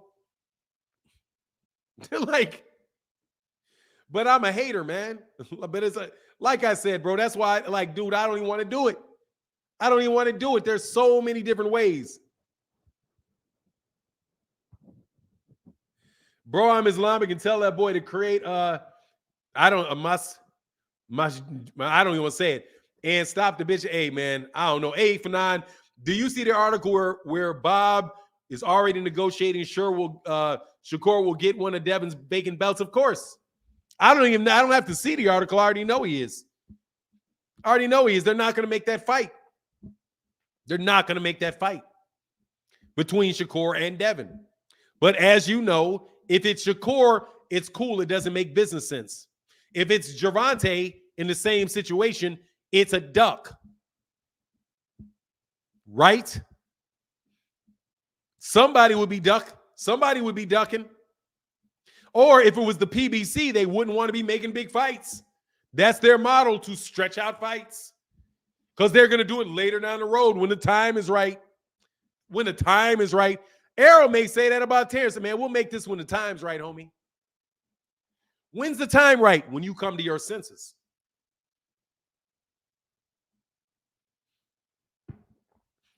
I don't care if they overpay you, bro. I don't care if they overpay you.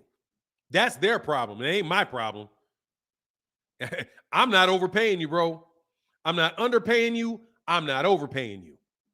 We can get together in a partnership, a fair partnership, because we both know what we bring to the table based on these objective facts called a profit and loss sheet.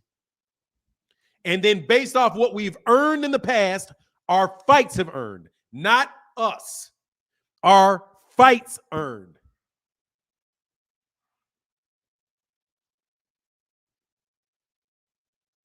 Man, stop. Fighters fight in Ramadan all the time. People fight during Ramadan all the time. Stop it. NBA players play basketball in Ramadan. And matter of fact, if it's Ramadan, and that doesn't that restrict your eating? So therefore, you should make the weight easier. Man, and plus, that's not his problem. Hey, much love to my man Bud Duck to go cheat avocado. Much love with that $5 in that chat, bro. Let me tell you something, bro. That is not Lomachenko's problem. You are now firmly in the land of that's your problem. That ain't my problem. That's your problem. It's called a sacrifice. So sacrifice.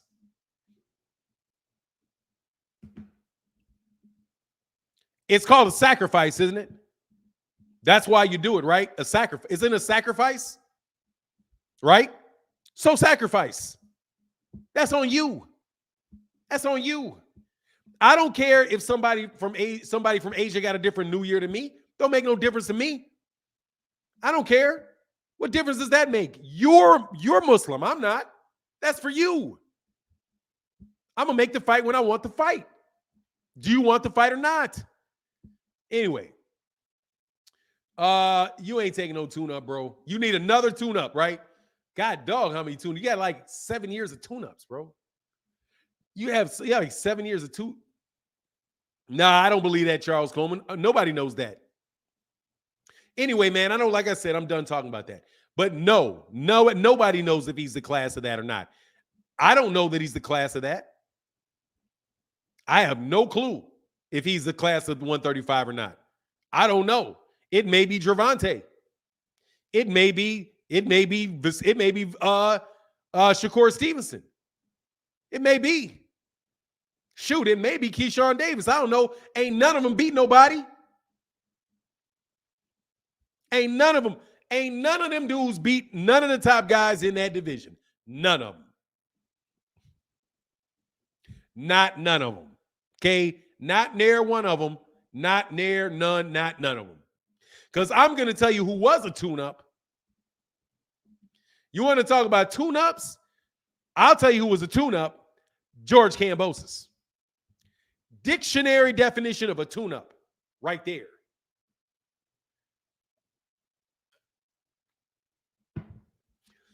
Wait till his next 3-4 fights. Watch.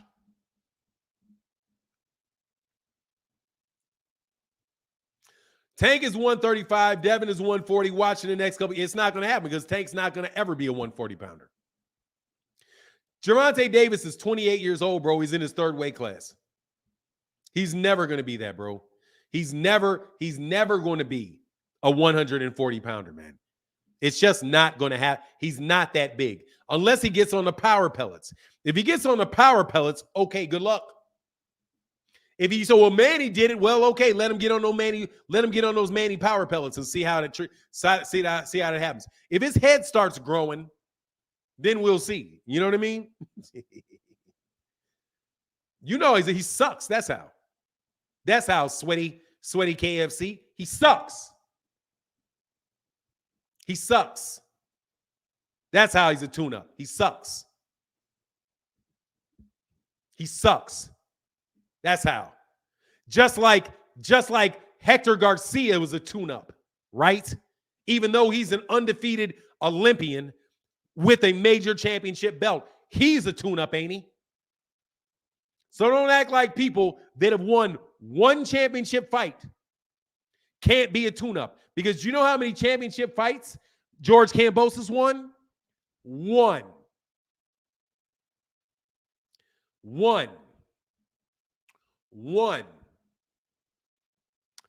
Uno. One. Nah, Teal's a guy that lost a tune-up. Teal's a guy that lost to a tune-up. Man, I'm not playing that stupid stuff, man. Go somewhere else with that cornball crap. You know full well that George Kambosos sucks. So stop it. Because you guys were right up in here saying that he sucked when Teofimo Lopez was about to fight him. You said he sucked right when Lomachenko was going to fight him and it wasn't Devin. He was ducked and he sucked. He only got to be a world beater after Devin beat him. You ain't give nobody any credit for their belts. You know what I'm saying? You ain't never gave nobody credit for belts until Devin got them. Then the belts, all of a sudden the belts mattered. You know what I mean? Like, stop it, bro. You know full well y'all was calling that man trash. You know full well that man ain't not even a Sandor Martin. You know full well that man is not a Hector Garcia. You know full well. You know what I'm saying? You out here trying to boost that man up because he's on your boy's resume. Stop it. Okay? I don't care what belts he had. So what?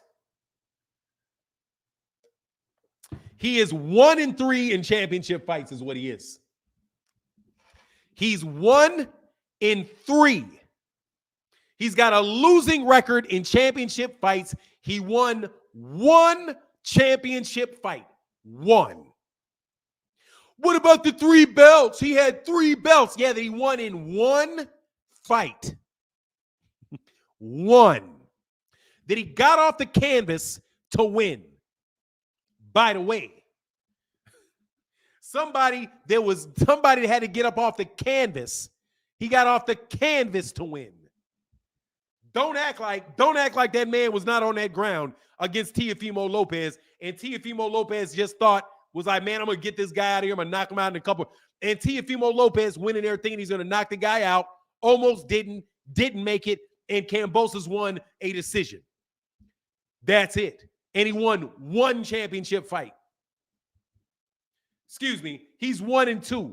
He's won 1 of 3. Matter of fact, no, like I said, he's 1 of 3. He's won 1 of 3. Don't try to reframe it. 1 of 3. And George Kambosos sucks, and you know it. I know it. Okay? Don't act like it ain't true. If it was Gervonta Davis, y'all would be saying, so what? Who did he beat to get it? So what? Who did he beat to get it? Exactly. I didn't reframe it. That's what I said the first time. He's one of three. One of three. He won one, lost two. You think that there's another loss in there? No, bro. You trying to be smart, bro. You just trying to be smart. You know full well everybody know how many fights he had. He beat Teofimo Lopez and he lost to Devin Haney twice. Thank you. In 2 sparring matches. Jeff Campbell said, best show all year. Much love, Jeff Campbell. Hey, yeah, it's the second show of the year. Yeah, you know what it is. But look, bro. He said, Fanon, there's absolutely zero chance Tank goes 24 rounds with Kambosos. Let me tell you something. What is 12 times 4? 48. If Devin Haney fought George Kambosos 4 times, he's fighting 48 rounds. 48 rounds against that guy. No doubt about it. No doubt about it. Gervonta Davis will fight George Kambosos, and he could fight him. He could fight him 4 times, and it won't go 12 rounds. Because after the second fight, they're not going to sanction the fight.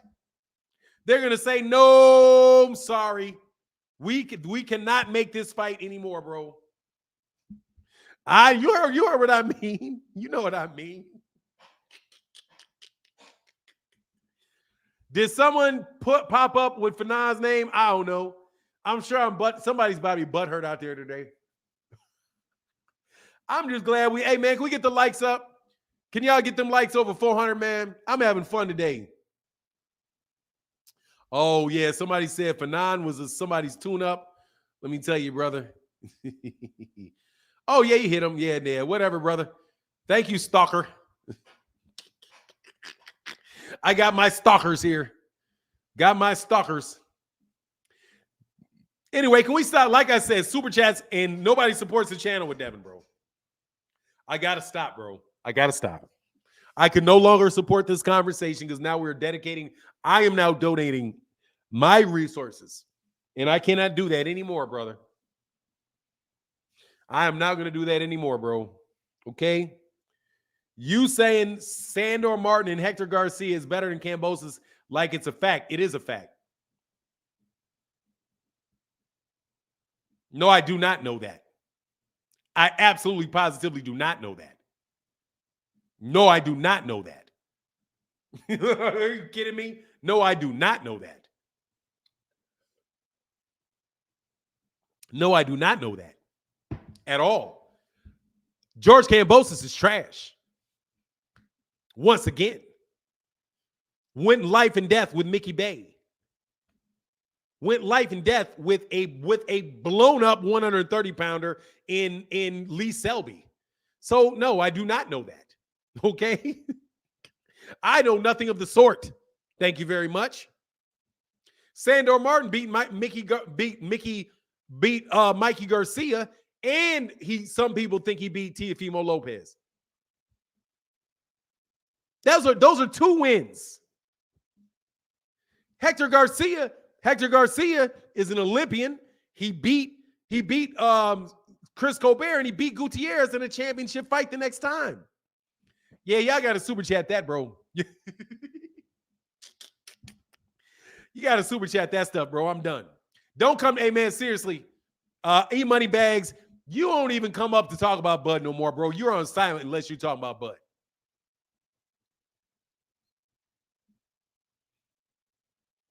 E-Money Bags. I said a lot of people think he won, is what I said. I know what I said. Stop putting words in my mouth. I never said he won. I know that he didn't win. However, you cannot talk to me unless it's about Bud Crawford. Before you speak to me, you must say Bud is the duck. Before you try to start skipping subjects and debating. Because you know you was rolling with Bud for months till Bud just let you down. Just all nice. Y'all was out there with the pom-poms.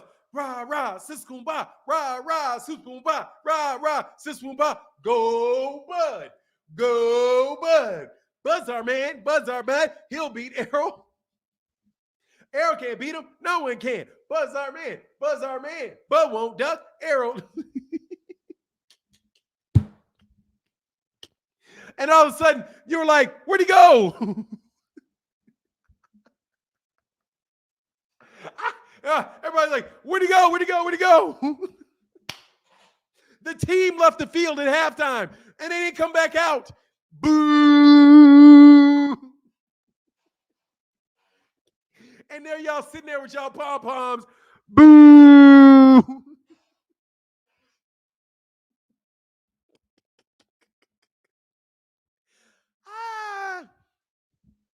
Boo!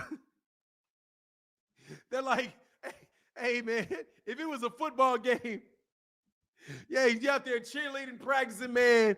God dog, bro. They forfeit in the first quarter. Oh, man. Hey, said that's right. Let's get back on Tank. It's his fight week. He's showing everybody how to put a proper card together. You know what it is. Much love for the switch. The switch assist. Oh, I needed that switch assist, bro. I needed that switch assist. Now, at the same time, bro, at the same time, we got a dangerous fight coming up this weekend. Okay? We got a dangerous one coming up this weekend and acknowledging it ahead of time. We got a dangerous one coming up this weekend. Only thing with Hector is he doesn't look like he got the most power in the world.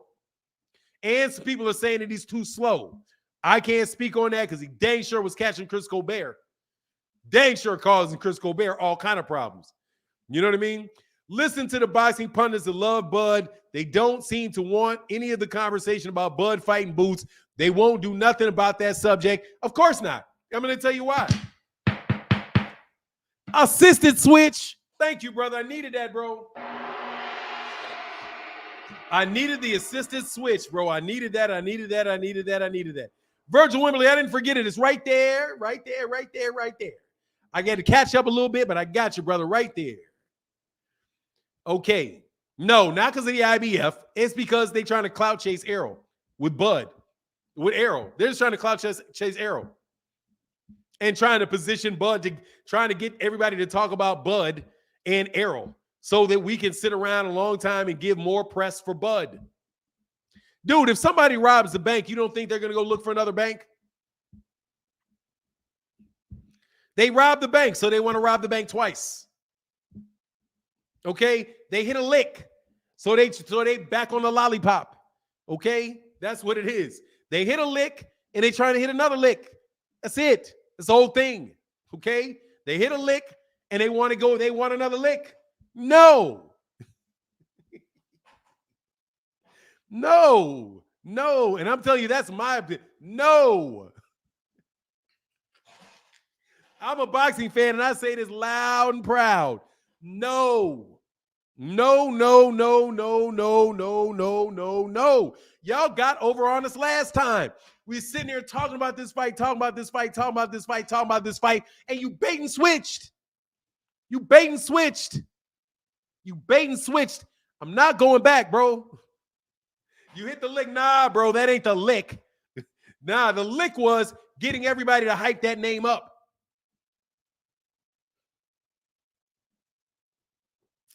Nah, man.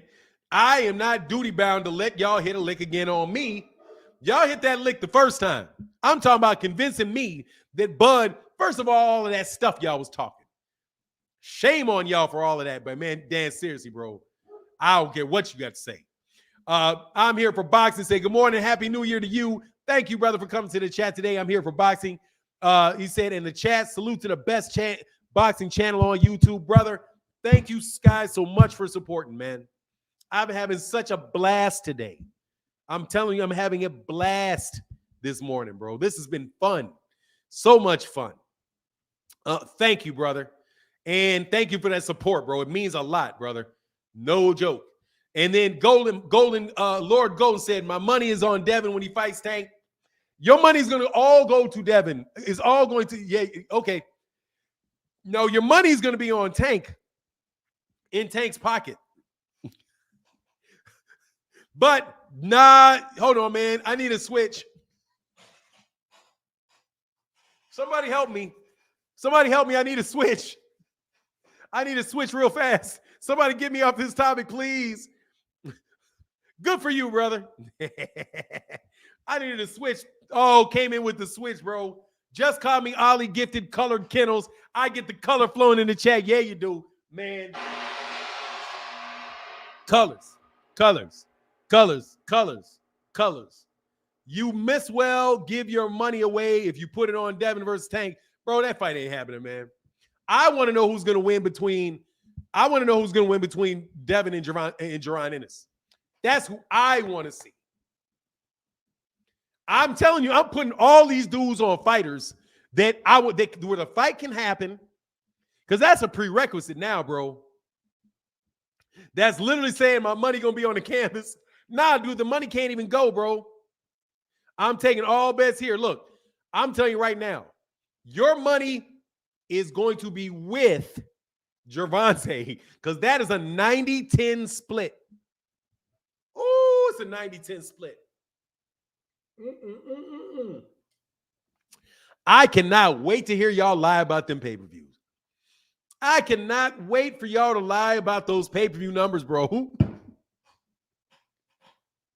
If he goes pay-per-view with Lomachenko, first of all, if you want to go pay-per-view with Lomachenko, you can't fight in March. It's March Madness, bro. It's March Madness. Okay? Can't do it. It's March Madness. NCAA tournament's going on, bro. Very, very bad time for pay-per-views, brother. Very, very bad time for pay-per-view. Second of all, putting it on pay-per-view is crazy, because ain't nobody buying that pay-per-view. Lomachenko done lost too many times, bro. Lomachenko done lost, and he'd have to sell it. 90-10. No, yeah, it's 90-10. I told you. Because I do not care, again, how much money you made. I don't care. How much somebody else paid you makes no difference to me. How much money did the fight pull in? How much was your fight worth? I need the net. I need the net worth of your fight.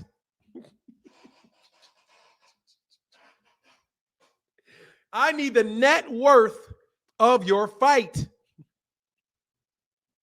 Right? Or do I need the net worth? I don't know if I need the net worth. I need to know how much I need to know how much that fight is worth. How much revenue did you earn? I don't know how much your daddy gave to you. I want to know how much money did you go. You sold hot dogs. How many hot dogs did you sell? Well, I got paid $500 to sell hot dogs. Yeah, you got paid $500 to sell us hot dogs. How many hot dogs did you sell? I sold 2 hot dogs at $1 a piece. Okay, so you sold $2 worth of hot dogs. I sold $10,000 in hot dogs. And I got paid $1 a hot dog. So since we paying you $1 a hot dog, I got $2 for you. $2. And I don't want to speculate, bro. How much revenue do you generate? That's the question. And with Tank, dude, you can say whatever you do. Tank is the A sizzle. Okay? He's what you call the A sizzle. And do not want to hear nothing about that other stuff. Like that's a problem with Terrence, bro. You got to go live in your A-side world, man. You know what I'm saying? You're an A-side boy living in an A-side world. So you got to go be in your A-side world. You can't be going over to the B-side, bro. You can't. You can't be going to the B-side, man. I'm telling you. You like that. You like, what can I say? What can I say Bud like? Bud's kind of like a girl that is a dime piece in Toledo, Ohio, in the suburbs of Toledo, Ohio. Okay? Like, you the prettiest girl in your high school in the suburbs of Toledo, Ohio. All the boys got a crush on you.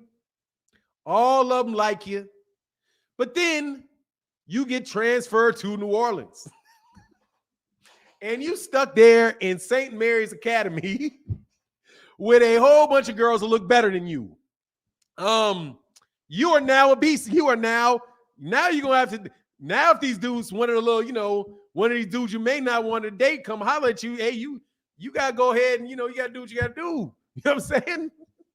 You an A side. If you an A side, you an A. Everybody's an A side somewhere. I'm an A side in my house. I'm the man. You know what I'm saying? I'm the man. But look, I go across town. I'm in somebody else. I ain't the man no more. I'm a guest. You know what I'm saying?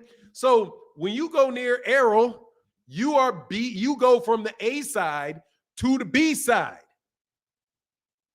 Period. It's just what it is. Because he's going to say, what you got? Show me what you got for a poke chop. You know what I mean? Show me what you got for a poke chop. And he's going to show him them receipts, and he's going to be like, ugh, you can't afford a poke chop. Sorry, brother, you can't afford a pork chop. You're gonna want some new outfits. Hey, I'm just trying to tell you, she better. You know that goes. Hey, and my man. Oh, let me make sure I didn't miss my man. Oddly gifted bully. Oh, I got that last one. Thank y'all for that support. You know what I mean? It's just what it is. It's where you're gonna be, bro. Yo, Fanon, do you really believe Tank can beat Boots? I'm coming in kind of late. I've never said that. Do I believe Tank can beat Boots? I've never said that. I doubt it. I would definitely put my money on Boots. I did not say that. They fight on the same card, brother. They fight on the same card. No, popularity contest is not on. It's the money, brother. It's the money. That's not popularity. It's called money. Where's the money? Show me the money. Okay? Show me the money. Like, for example, let me tell you raw truth, right? Most fights I go to, I'm a front row spectator. That's what I am. I'm a first row spectator in most boxing matches that I go to. Then I try to buy a ticket to Tank's fight. And I'm thinking, let me go to these tickets. And I can get good prices on the tickets. God, hey, bless PBC. Love y'all. Y'all the best. And then I sit to myself and I'm like, whoa, I could buy this, but I really can't afford this. Like, I could get it, but I would be fronting. I am a pay-per-view buyer in this scenario. I can afford this 75. I may be able to afford 500. If I'm really, really, really, really feeling it, I can afford 1,000, 1,500. But once you get into the 3,000s, 5,000s, I start saying, nah, bro. I'm just not that. I just ain't, hey, dog, I'm not the man, bro. Sorry. I can't be sitting next to Steph Curry. I'm sorry. I can't. Steph Curry, you want this seat? I can't outbid Steph Curry for that seat. Okay? All right? The man makes more a game than I make in a year. I cannot afford that. I may be able to get it out of my pocket, but I cannot afford it. So I got to be like, you know what? In this particular fight, I'm a rafters type of guy. I'm a rafters type of guy. Okay? A rafters type of guy. But since I didn't want to be a rafters type of guy, sitting in the rafters way down, looking at a screen, seeing little two dots bouncing, I got to say, well, I just watch it on TV because I know I'm a hell of a pay-per-view level buyer right about now. That's just what that's how the money dictates, bro. I want a Maserati. I can't get no Maserati. I can't afford no more Maserati. You know what I'm saying? I can't do it. Like y'all, people acting like some of these dudes are really flying around on these private jets, which are $35,000 a flight. No. They may own a jet. One of these guys may own a jet and rent that jet out to other people at $35,000 a pop and then have to pay just a fee when they want to fly it. You know what I'm saying? Maybe they got one of them moves going on. But $35,000 to get from here to Chicago to LA? Nah, I'll be waiting in line. Business first class, thank you very much. Or I'm going to get a bus, one or the other. Xena360 said, Devin won Tank fight so bad he got an exclusive deal with ESPN, likely re-signed to Top Rank, who PBC had to sue the last time they did business. Cough, Bud Crawford. Much love in that super chat. Exactly. So nah, bro. That was all that. None of that was about Devin Haney. See, because I knew what Devin's going to try to do. Devin going to try to do. That's what Bud tried to do. Bud tried to pull a Devin move. Tried to do a Devin move. And I'm telling you, that is a Devin Haney Promotions move. What that I'm not saying they're connected to BLK Prime. Do not get me wrong. Do not get me wrong. But it is definitely their MO. And let me tell you why. MO means modus operandi. The way that you go about operating. Your mode of operations, right? So what's the mode of operations? It's the same thing he said to Gary Russell Jr. And it's the same thing he said to Gervonta Davis. Don't worry about the money. We'll find the money. Don't worry about the money. We'll find the money. We've got the people that got the money. We don't you remember when he said that? Oddly gifted kennels. My bad, brother. Let me slide back up. He said, my man, oddly gifted said, I'd love to see who's favored in Vegas between Shakur and Haney. Shakur. Us boxing fans who know who's favored, but it'll be funny to see the reaction of Haney Nation being the underdog to Tank and Shakur. Oh, everybody knows that, bro. Every Devin Haney fans know that Shakur's the favorite in that fight. That's why they don't want the fight. That's why Devin can't make the weight. $600 for some ticket. Yeah, see, I could get in the rafters. But I got a problem, though, when I go to fights, which is why I can't really do it. I really can't do it because I got too many crazy people threatening me to go sit in the rafters. So I'm about to be like, nah, I got to walk through that back door and be able to sit down and be able to walk out that back door to my car and leave without some froggy dude like King trying to run up and hug on me or something. Like, nah, bro, nah. You know what I mean? So like, it's real weird with boxing matches for me. Like, it's weird. I've never experienced that in my life before. Not since high school. In high school, I kind of knew it. You go somewhere and everybody knows your parties and stuff, but not to go to a boxing match with that many people and a ton of people know you. That right there was kind of like, nah, I'm straight. Like, I got to make sure. So when I go to fights, I make sure I've got to go through the back. I have to do that because I'm not playing around, bro. Like, not with them dudes out there, not with y'all clowns out here threatening everybody. And I know you know what I look like, and I don't know what you look like. Nah. You know what I'm saying? Nah, I'm straight with all that. I've been saying that before Shakur got 135. They don't want that smoke. They don't. I knew it early when I brought them up, and their faces got funny about it. You know what I'm saying? Security. No, not security. Just walk in and out without walking through a bunch of people. Because I don't know who these people are. I don't need nobody. I don't need like a bodyguard or nothing like that. I ain't like that now. Most people's attention's on Errol and those guys. I just don't want to be like, if I'm anywhere near Errol or like the boxers or if real celebrities, then I don't have a problem because everybody's gonna be on them. But walking just around everybody else, bro, it got a little freaky the last couple of fights that I had. A little weird. It was polite and everything, but it's just such a risk for it. You know what I mean? Anyway, I've been saying, okay, yeah. You're saying that before. Okay, cool. Yo, what's up with Andre Ward? What is up with Andre Ward? One of the greatest fighters of all times. What's wrong with Andre Ward? What's wrong? I don't know why you're asking about Andre Ward. T-Main said, you think Devin can take a punch from Gervonta? Depends on the punch. I think he can take a jab.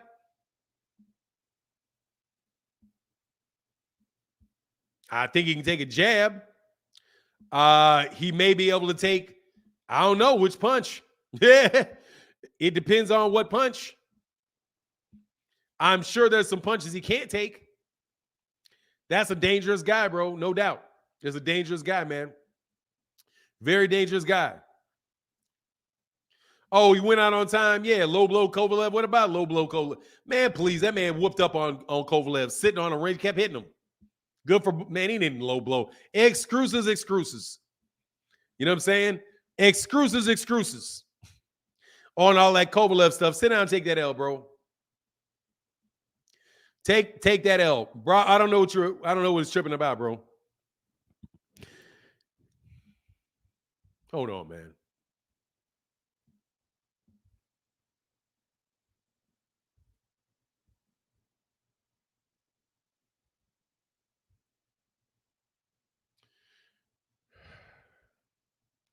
Yeah, he retired, bro. He's on ESPN now. He's been retired for like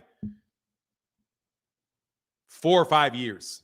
He's been retired for like 4 years, bro. Like maybe 4 years. It's been a long time. Now, I mean, I don't know. I'm just telling you, man. Do I think he can take a clean shot from him? I would suggest he not try to find out. I would suggest he does not try to find out. Because that right there is going to get him hurt. Man or a hook. Hook, uppercut, doesn't matter. Left hook. Straight right. He can get you with a straight right. He can get you with an uppercut. I have a suspicion he can crunch you with a liver shot. I'm pretty sure he can get you with that liver shot too. He's just a very dangerous fighter, bro. No, it said, what's up with Wilder Ruiz? Is that fight signed? No, man. I hope it don't happen, man. I don't even want to see that fight, man. I just do not trust the WBC at all, man. Like, I just do not trust the WBC at all, man. I don't trust those dudes at all with that fight. At all. I think Devin will be stronger at 140. Staying at 130 has its advantages, but it's also a risk. I don't get why he's not trying to get Taylor. I don't know why he's not trying to get Taylor. I don't know, but he probably will be stronger, but it still don't mean he's going to hit harder. You know? Yeah, I just don't trust it. I just don't trust that situation for Deontay. That's me. And that is just my feeling. It's nothing that I have, any sound ground, any like sound thing, ground or for. You know what I mean? I just don't trust it for him. And I'm going to stay consistent and thorough on that one. I just do not trust that man on that at all. I just don't trust that fight. Now, it's how the fight will go. Bro, he's going to hit Andy Ruiz, man. You know what I'm saying? Like, he's going to hit Andy Ruiz. Because Andy Ruiz, hits you after you hit him. So if he's trying that with Deontay, bro, and he's not a big puncher either, dude, that's going to be it is going to be rough, bro. That's going to be rough. He's definitely going to get his can dented. Definitely going to get his can dented. Hey, y'all, hold on 1 second. I'll be right back.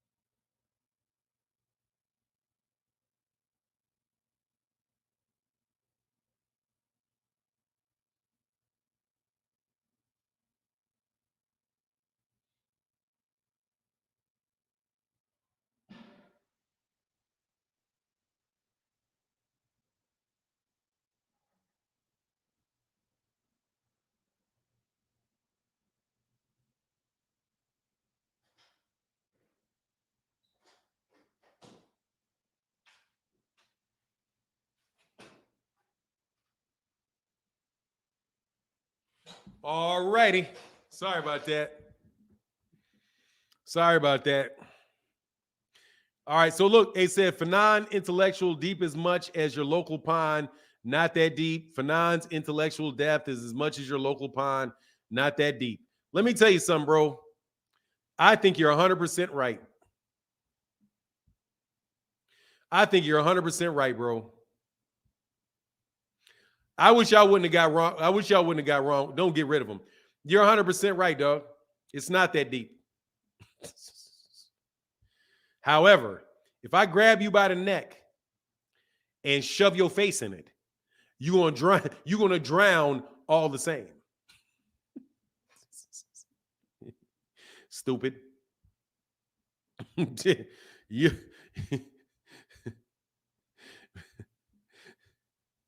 king. You're gonna drown just the same, bro. In your local pond. Anyway, meanwhile, AJ still somewhere throwing, what is that? Throwing belts? Oh, okay, yeah, he tripping, bro. Yeah, he was tripping heavy, man, wasn't he? But look, I'll put a link in, a couple links before we get off. We got about 15, 20 more minutes. Man, much love. He said, hey, only the strong DKK said, I love your work, bro. Your channel is growing big. Keep us updated all the way from Denmark. Thank you, brother. We trying, man. And I'm going to tell you during January, thank you so much for your support from Denmark, bro. That color is important in January, like nobody's business. So thank you so much, brother, for allowing me to do it. Thank you for allowing me to do it, man. Hey, why does he create the account? Because he likes the attention. You know what it is. You know what it is. He wants y'all's attention. He figured if he got real mad one time that he got kicked out, and then he decided, I'm just going to embrace it. You're not going to kick me out. I'm going to love getting kicked out. You know what I mean? That's why I think that's the psychology of people that turn into them, you know, the women turn them into cucks, you know, where they like, she mistreats me. None of these women really love me. So I'm just going to act like I really like being abused. No, you don't like being abused. You're just what you are, and you got rejected. So now you want to live in it and act like it's like you're doing it on purpose. No, you're not getting kicked out on purpose. I don't care how you flip it around in your brain, bro. You know what I'm saying?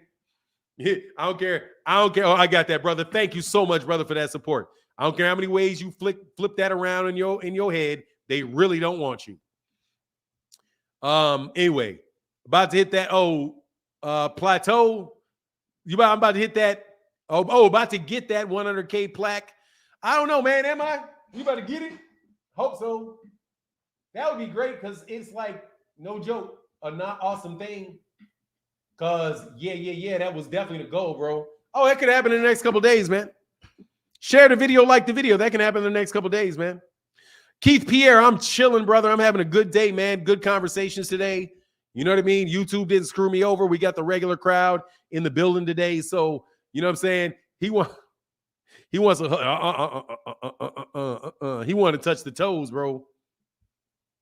Nah, bro. He don't want to hug. He wants to touch the toes. Is what he wants, bro.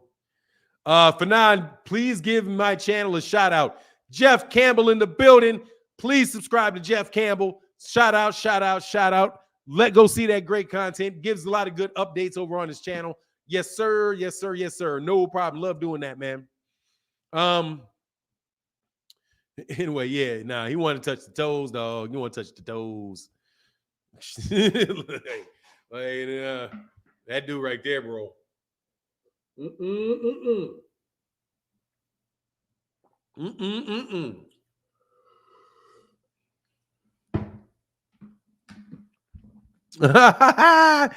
know what I mean? Yeah, that's a lot more like that, bro. But anyway, it is what it is, bro. No is the answer to that, and it's gonna remain that. Out of here, bro. You're not gonna peer pressure me. Happy New Year's. What's going on? Antoine the Great said, Happy New Year's, brother. Peace and blessings to you and the family. Yes, sir, brother. Peace and blessings to you as well. Yeah, them some wild dudes, bro. But on the real though, man, I ain't got to be that deep, bro. Logic ain't deep. Logic is not deep at all. Logic is in your matter of fact, it's very surface. It's very obvious. It's so surface that you may miss it. It's right in your face. You just have to think critically.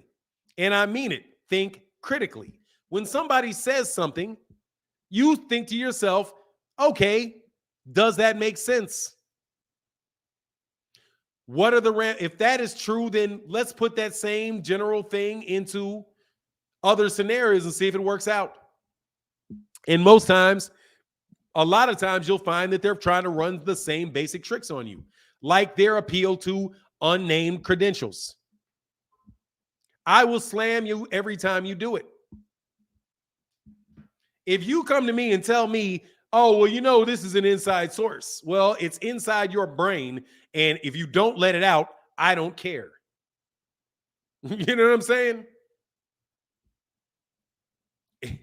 Because, like, take, for example, Fahim Sator says, Fahim Sator told me that Errol Spence Jr. got beat up by what's that dude's name again?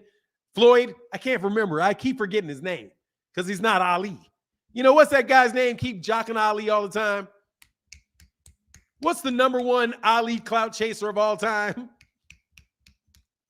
The greatest clout chaser, the greatest Muhammad Ali clout chaser of all time. What's his name? Somebody, what's his name? Little short dude. Little short dude. Little short dude made a lot of money. Little short dude. What's his name? Oh, Floyd Mayweather Jr. Him.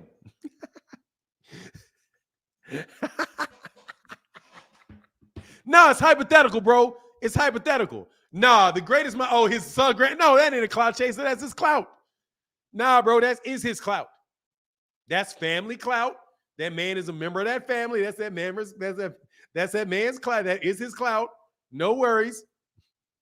No, greatest of all time and TB in the best ever. All of that, they're going to pay me. They're going to pay me. They're going to love me or they hate me, but their butt's going to be in the seats. Dude, Floyd been doing a Muhammad Ali impersonation for years, okay? And won't get a man credit for nothing. But anyway, that's all right. That's what you're supposed to do. You're supposed to jock the greatest. You're supposed to pattern yourself off of the greatest. Anyway, that's what the greatest did. He patterned himself off Sugar Ray Robinson. They said Sugar Ray Robinson's the best. He's like, I want to fight like Sugar Ray Robinson. So he started fighting like Sugar Ray Robinson. Is what it is. Anyway, so let me get back to this, Fahim. So take, for example, me and you are talking. You tell me somebody told me that this happened, that Errol Spence got knocked out and beat up, slapped around by Floyd Mayweather Jr., right? And I say, who told you that? And you say, I can't tell you that. That's inside. You know, that's from the inside, right? That's behind the scenes. Then I say, okay, I don't believe you then. Why? Because you can't tell me who said it, so I can go ask them. I don't have to believe you. I know you're telling me that, though. Thanks for the info. You know what I'm saying? Like, thank you for the info, because that is definitely information. That's definitely information, but it's not, I don't know whether it's true or not, because you're just giving me information. So you can say, thank you for giving me the information. However, that is just unverified information, unless you can tell me who it is. And then I have an opportunity to talk to him, which is like when you have things like Nate Jones and you can go to that and you can listen to what Nate Jones said. Then I listen to what Nate Jones said and I say, Fahim, you're full of it. That ain't what that man said. And then he says, no, Fanon, you're full of it. That is what that man said. And we can go back and forth about something we've both seen. But if you cannot tell me who said it and I have the ability to go talk to them, that's you can't use that in any type of debate in any way, shape, or form, because we can only go what's on the public record, right? Remember that, because that is what con men do. Now, I'm not saying that everybody that does it is a con man. I'm not saying that. I'm not saying that everybody that will bring up something and start arguing about something that you didn't say is a con man. I'm not saying that.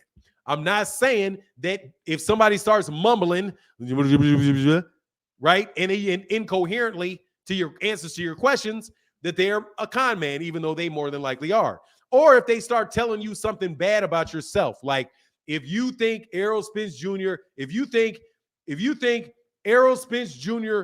ducked Jaron Boots Ennis, then you hate your mama. That's just because you hate your mama and you hate the relationship that you had with your mother, and that's what the problem is. The problem is your mama didn't raise you right. You don't know my mama. And what does my mama got to do? What does my mama got to do with the fact that I don't think that Jaron Boots Ennis ducked Terrence Crawford, ducked Errol Spence Jr.? Nothing. But it is a way for you to change the subject during our conversation and get us talking about something else, and you being able to win or try to win a debate about that, right? But that's not what we're talking about. So what you do to every one of them is you pull the conversation back every time. Ooh. Let me give you one school 101 on how to beat 99% of people in debates. Recognize the fallacies, recognize when they're doing it, and immediately call it out or ignore it and bring them right back to the point, because they got off that point for a reason. Well, what do you think if, like, that's an inversed, is that an inverted red herring? Well, what would you say if this happened? What you going to do if this happened? Brother, that didn't happen. We'll cross that bridge when we come to it. I don't know what I do because it didn't happen. That has absolutely nothing to do with what we're talking about. Bring it back. What you going to do? I'm not even going to discuss that. What I'm going to do. If it happens, you'll see what I'm going to do. I don't know what I'm going to do. To tell you the truth, I don't know. Why? And that's a great answer to give him. I don't know. What will you do if Deontay Wilder knocks out Anthony Joshua in 2 rounds? I don't know. Well, what you mean you don't know? I don't know. And I don't want to talk about it because it's not what we're talking about. I want to know why Errol Spence Jr. ducked Terrence Crawford when he said other side of the street, if that was my argument, right? That's what you do every time. I'm telling you, every time. If they ask you, what would you do if, that's a hypothetical and it got nothing to do with what we're talking about. If you say that I said something and start trying to debate and rephrase it, I didn't say that. What do you mean you didn't say it? I didn't say that. Well, what do you mean then? I'm not going to tell you what I mean. Like I said, this man ducked that man because he didn't sign a contract. What do you got to say about that? And you bring him on back.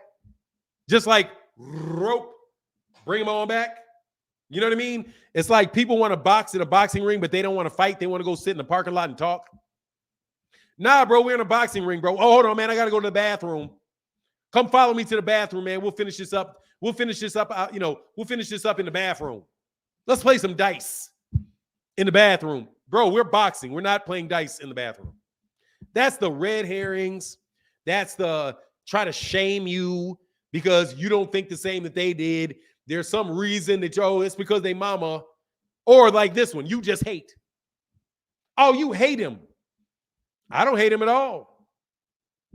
I don't hate him. And guess what? I can hate you to death. You still ducked. I could love, for example, and I'm going to use a solid example. I could love Terrence Crawford to death. He still ducked. I could hate everything about him. He still ducked. Right?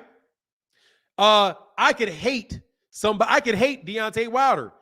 He still knocked out Bermain Severn. I could love him and think he's the greatest thing ever. He still knocked out Bermain Severn. It literally has nothing to do with my love or hate of that man. It is completely irrelevant. That is just you attacking me. And you're trying to change the subject of what we're talking about on to me. And that's why you guys in my comment section, in my videos, I just be throwing you. Sometimes I won't even kick you out. I just delete your comment. Oh, you're hating. Delete. That's not what I think about this guy is really, that's my opinion. Whether it's hate, not, or you're being biased. You're attacking me. You're not talking about whether what I said was true or not. Are you? No, you're biased because you've done 10 videos about Errol. You've done 15 videos about Errol in the last 2 minutes. So what? Am I lying? Is there something faulty with my logic? I don't care if I said it 1,000,000 times. It doesn't make it more true or any less true. And that's what YouTube debates are. A lot of that stuff. A lot of that stuff. A lot of let's see who can pull the wolves over each other's eyes and not get caught doing it. Let's see if I can stick my hand in your pocket and steal your reputation by being sneaky. No, brother. He said, kick in the door, waving the 4-4. You know what it is. That's how Flop Crawford does it. Yeah, all that stuff Terrence Crawford did was. But his whole conversation was that.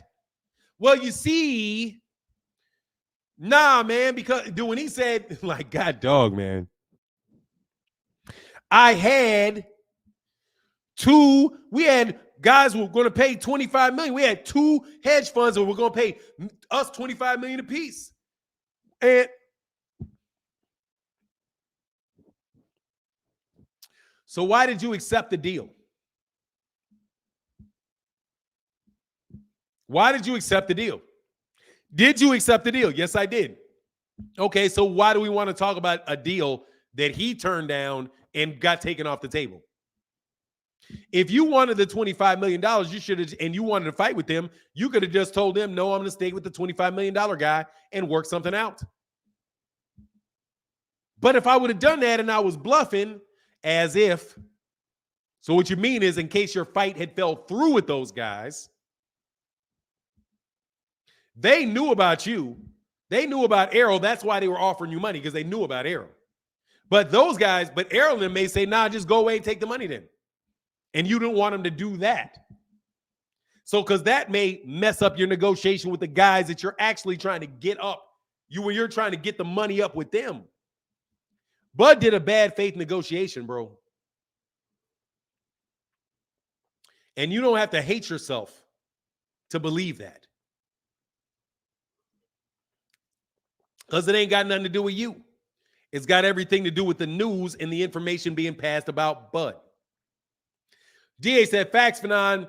Facts. Flop Crawford is straight that way, gives fans and EJ to run around. We knew all along he was going to duck. I didn't know all along he was going to duck. I didn't know he was going to duck till he ducked. I'm being dead honest. I didn't know he was going to duck till he ducked. Once he ducked, I knew he ducked. Once he ducked, I knew he ducked. Unadulterated truth. What's going on, bro? I got a video for you today, bro. Good morning and happy new year, Martin and Chad. Ready for another year of great boxing talk and analysis. Hopefully we can get actual fights to talk about other than speculation about them being made. Hey, man, that would be great, bro. Unfortunately, I don't think that's ever going to be the case. And I'm going to tell you why. Because we can talk about the fights right after the fights get made, on the way into the fight and way out the fight. Then after that, we start talking about what fights are going to happen next and who can win. That's the national part of this, bro. Joaquin Oliveira said, this guy is boring. Thank you. No worries, brother. I appreciate you. So watch this. See you later, homie. Please don't waste your time talking to me. And please don't waste my time with saying something don't waste my time by talking to me. And don't waste your time by listening to me. Easy money, brother. See you later. Oh, meant to say Flop Crawford knew all along that he was going to duck. Oh, he's most definitely a flop, bro. I mean, they flop, bro. They flop something serious, bro.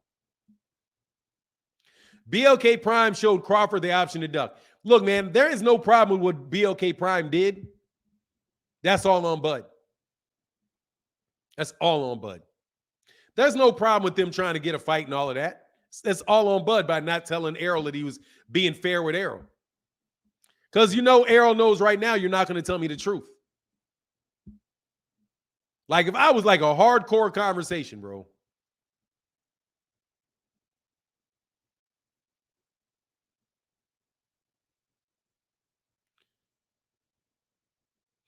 Dude, who called me? Save and bait me. Call me a what?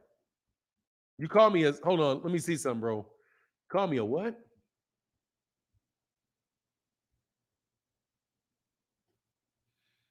Oh, I'm way behind, bro. You got some really like, some of y'all do like, why are you here, bro?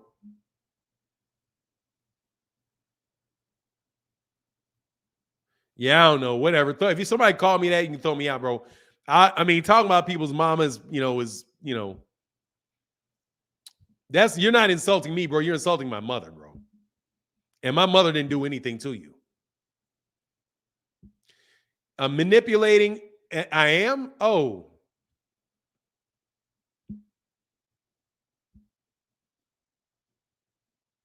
I already did it, brother. John Ryder said, can you do, my man Kamal Oz said, Fanan, can you do a video on the boxing scene articles? There, James saying Z-Side Bud has an uneducated view on finances already done. And Andrade on Clanelho and John Ryder. Yeah, I can do that. I'll try to do that. I'll try to get to that. The first one's already done, Kamal Oz, though. Is that, who said it? Don't block them. Who called me manipulating? I'll leave alone that son of a bee stuff because I'm thinking you're just being colloquial with it because you don't know my mother. If Bud made $10 million, then there's no more money to pay anyone else on the card. Yeah, so, I'm not manipulating you at all. I'm trying to teach you how to not to be manipulated and how to listen to somebody. I will tell you what I'm doing, though, is I'm absolutely destroying y'all con men, though. You know what I am? I'm exposing the magician's tricks. Okay? It's a fake thumb. That's all I'm doing. I'm just gonna pull your cards. And I know what your cards are. I know what your cards are better than you know what your cards are. I know every trick you got. Trust me, I know every trick you got. And if I think you're pulling a trick, I'll look it up. And I mean it. I will say, what is this? What is this you're doing? Oh, ad hominem. What's this you're doing? Oh, appeal to false authority.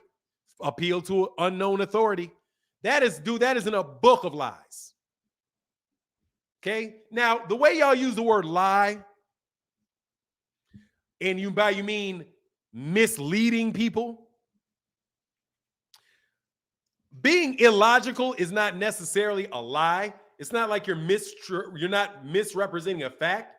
You're using a debate tactic to mislead someone, right? And to trick them. It's less lying, it's more tricking you. It's more tricking you. So what I'm going to do is I'm going to tell you, and I mean it, exactly every way y'all trick people. Every way.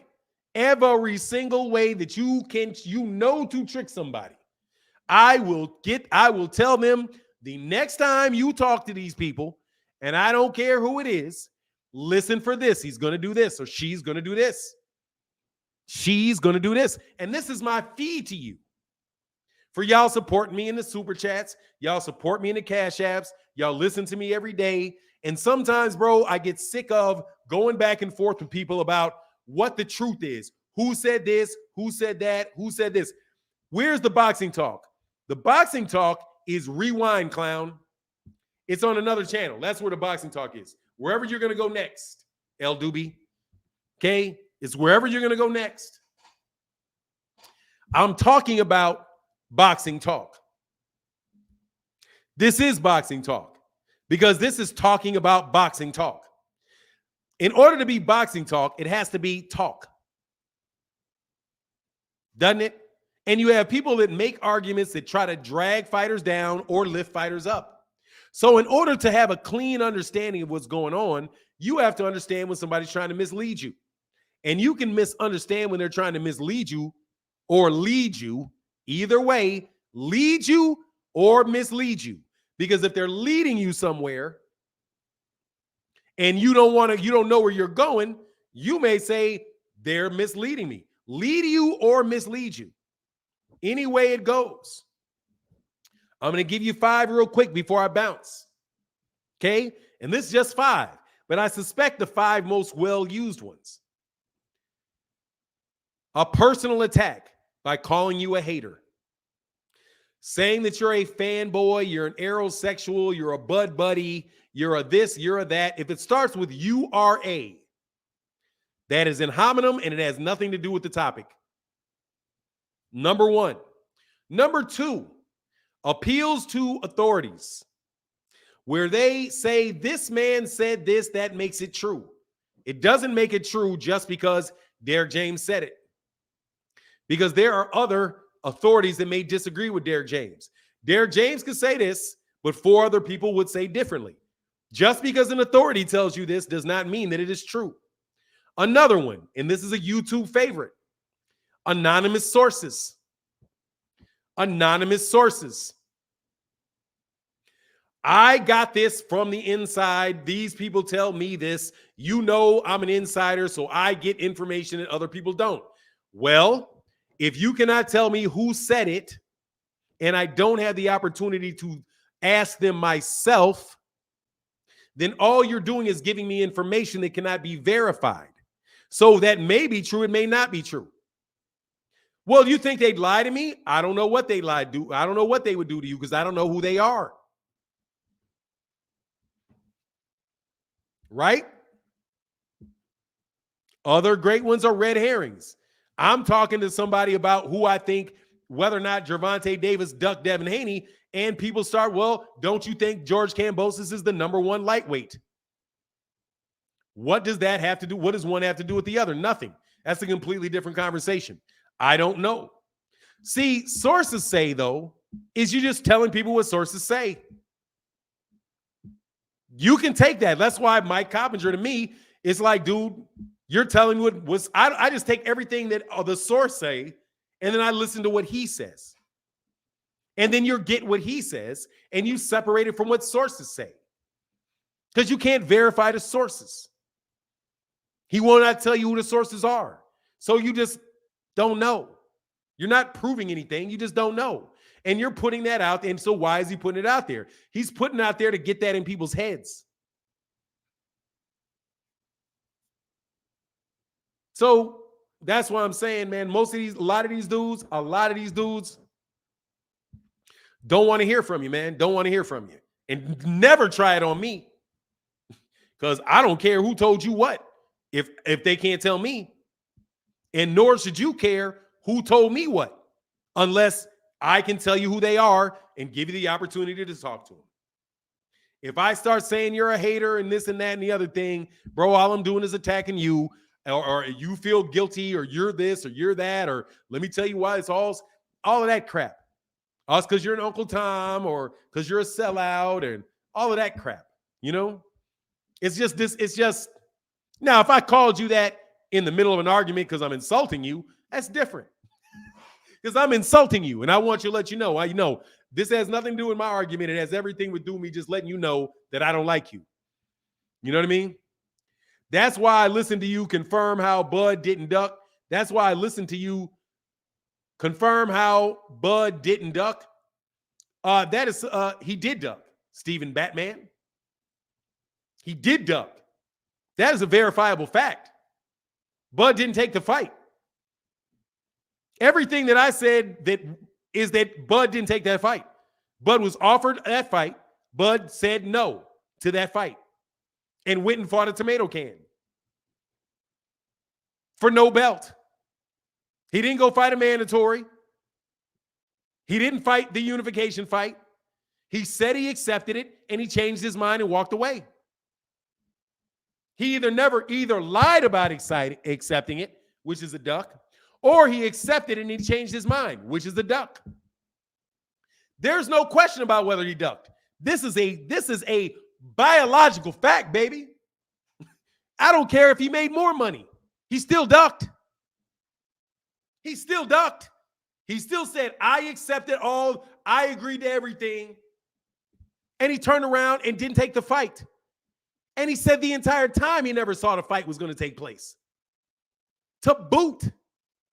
He said the entire time, he was saying, I don't think this fight will ever happen. This fight may happen later down the line. I mean, real soon, but down the line. The man said it a bunch of times, bro. And I can point, and guess what? I can tell you who said it, and I can point you to where to go listen to it. I can tell you I can say who said it. Terrence Crawford said it. I can point you to where he said it. He said it on Fight Hype. He said it on Showtime. He showed it on Showtime.com. He said it on at least 3 different platforms on multiple occasions. I don't see this fight ever happening, is what he said. So, yeah, it's kind of like a fact, bro. He said, Fanon is a serial truth teller and responsible for destroying so many liars that come here, bro. I have no problem doing it. I love it. I love it, bro, because y'all ain't, nah. But I will tell you this, though. If y'all wanted to pay me the same money you're paying other people for their arguments and their nonsense to get mashed, bro, I'll give you arguments that cannot be mashed. But at the point in time where you do something, which is clearly a duck, I'm going to have to say, hey, man, the man ducked. What can I say? Got to eat my crow. Got to eat my crow. I was riding with you all the way till you proved it. Got to eat that crow. Just like Tank. If a tape popped up of Tank literally doing somebody like he did, doing somebody like, oh God, they love that the Fanon debunk thing. I ain't never been debunked, not once. Like a long litany of he ain't debunking Fanon, I'm debunking him. Whatever, bro. Anyway, man, look, I got to get up out of here, man. Much love to everybody in the chat, everybody in the super chat. This is a lot of fun. And dog, don't take it personally. If anything that I said sounded like you or somebody you love or somebody you don't love or somebody you hate, was not talking to any particular people, so don't get all up in your feelings about it, okay? I'm sticking straight to logic. God gives everybody logic. It's the language of the universe, brother. A ruler works for everybody. A straight edge works for everybody. Everybody. This will draw a straight line. Logic is that straight line. Everybody has it. So don't get mad at me if you throwing curveballs at people and be like, nah, bro, you're bigger than Brian Custer, man. I ain't bigger than Brian Custer. How you figure that? Shout out to the new Brian Custer, brother. I ain't no bigger than Brian Customer. Huh? Than Brian Custer? No way. I ain't better than Brian Custer. Brian Custer's excellent in his job. I just don't even do the same thing Brian Custer does. And Brian Custer's a cocky noob. Cocky noob. Cocky noob. And if I was going to tell Arrow something, bro, you should have hit that dude real hard. Like, bro, you think Brian Custer's joking. Bro, Brian Custer got an ego. He got an ego. I know dudes like Brian Custer. Brian Custer's a noob. I'm telling you, you should have hit him as hard as you can. You should have done him a favor, bro. You should have done him a favor and literally be like, look, man, let me make sure that you will never get out here like fighting somebody for real, bro. Because I don't want to mislead you, brother. You know what I'm saying? T-Pop said, respect, bro. Yes, sir, man. I ain't bigger than nobody's dog. Let's be real. I'm just being real with it. You know what I'm saying? No way. Brian Custer's a real deal. I would never disrespect that man. You know what I'm saying? He said, yeah, Brian Custer's solid, great. Hey, he is, but he's cocky. He real cocky, bro. I know dudes like that, dude. I'm real cocky. Very cocky. Like very, very cocky. It's in certain people. You know what I mean? However, I'm cocky with a little bit of realism. Okay? You know what I mean? Like, sometimes you got like real arrogant, real cocky people, you got to correct them. And you got to let them know. Bro, you can be cocky with somebody else. Don't be cocky with me. And let me end this live on this very sober note. You can be cocky and pull games on other people. You cannot get cocky and pull those type of games on me. I'm not that dude, bro. All y'all that think y'all super smart and how you be beating these guys in debates and you be pulling dudes, you dudes be pulling, you can get on here and twist guys up with the questions you ask them and getting people to move this way and move this way. All those things that you say, bro, it ain't gonna work, man. Just telling you, it's just not gonna work, man. Not the kid. And you don't scare me either. Intimidate me, none of that. Could care less about all of that. No joke. It ain't on me. Anyway, much love on them in the super chat. Much love in the Cash App. And with that, I'm out. Deuces, y'all have a great day. Thank you for supporting.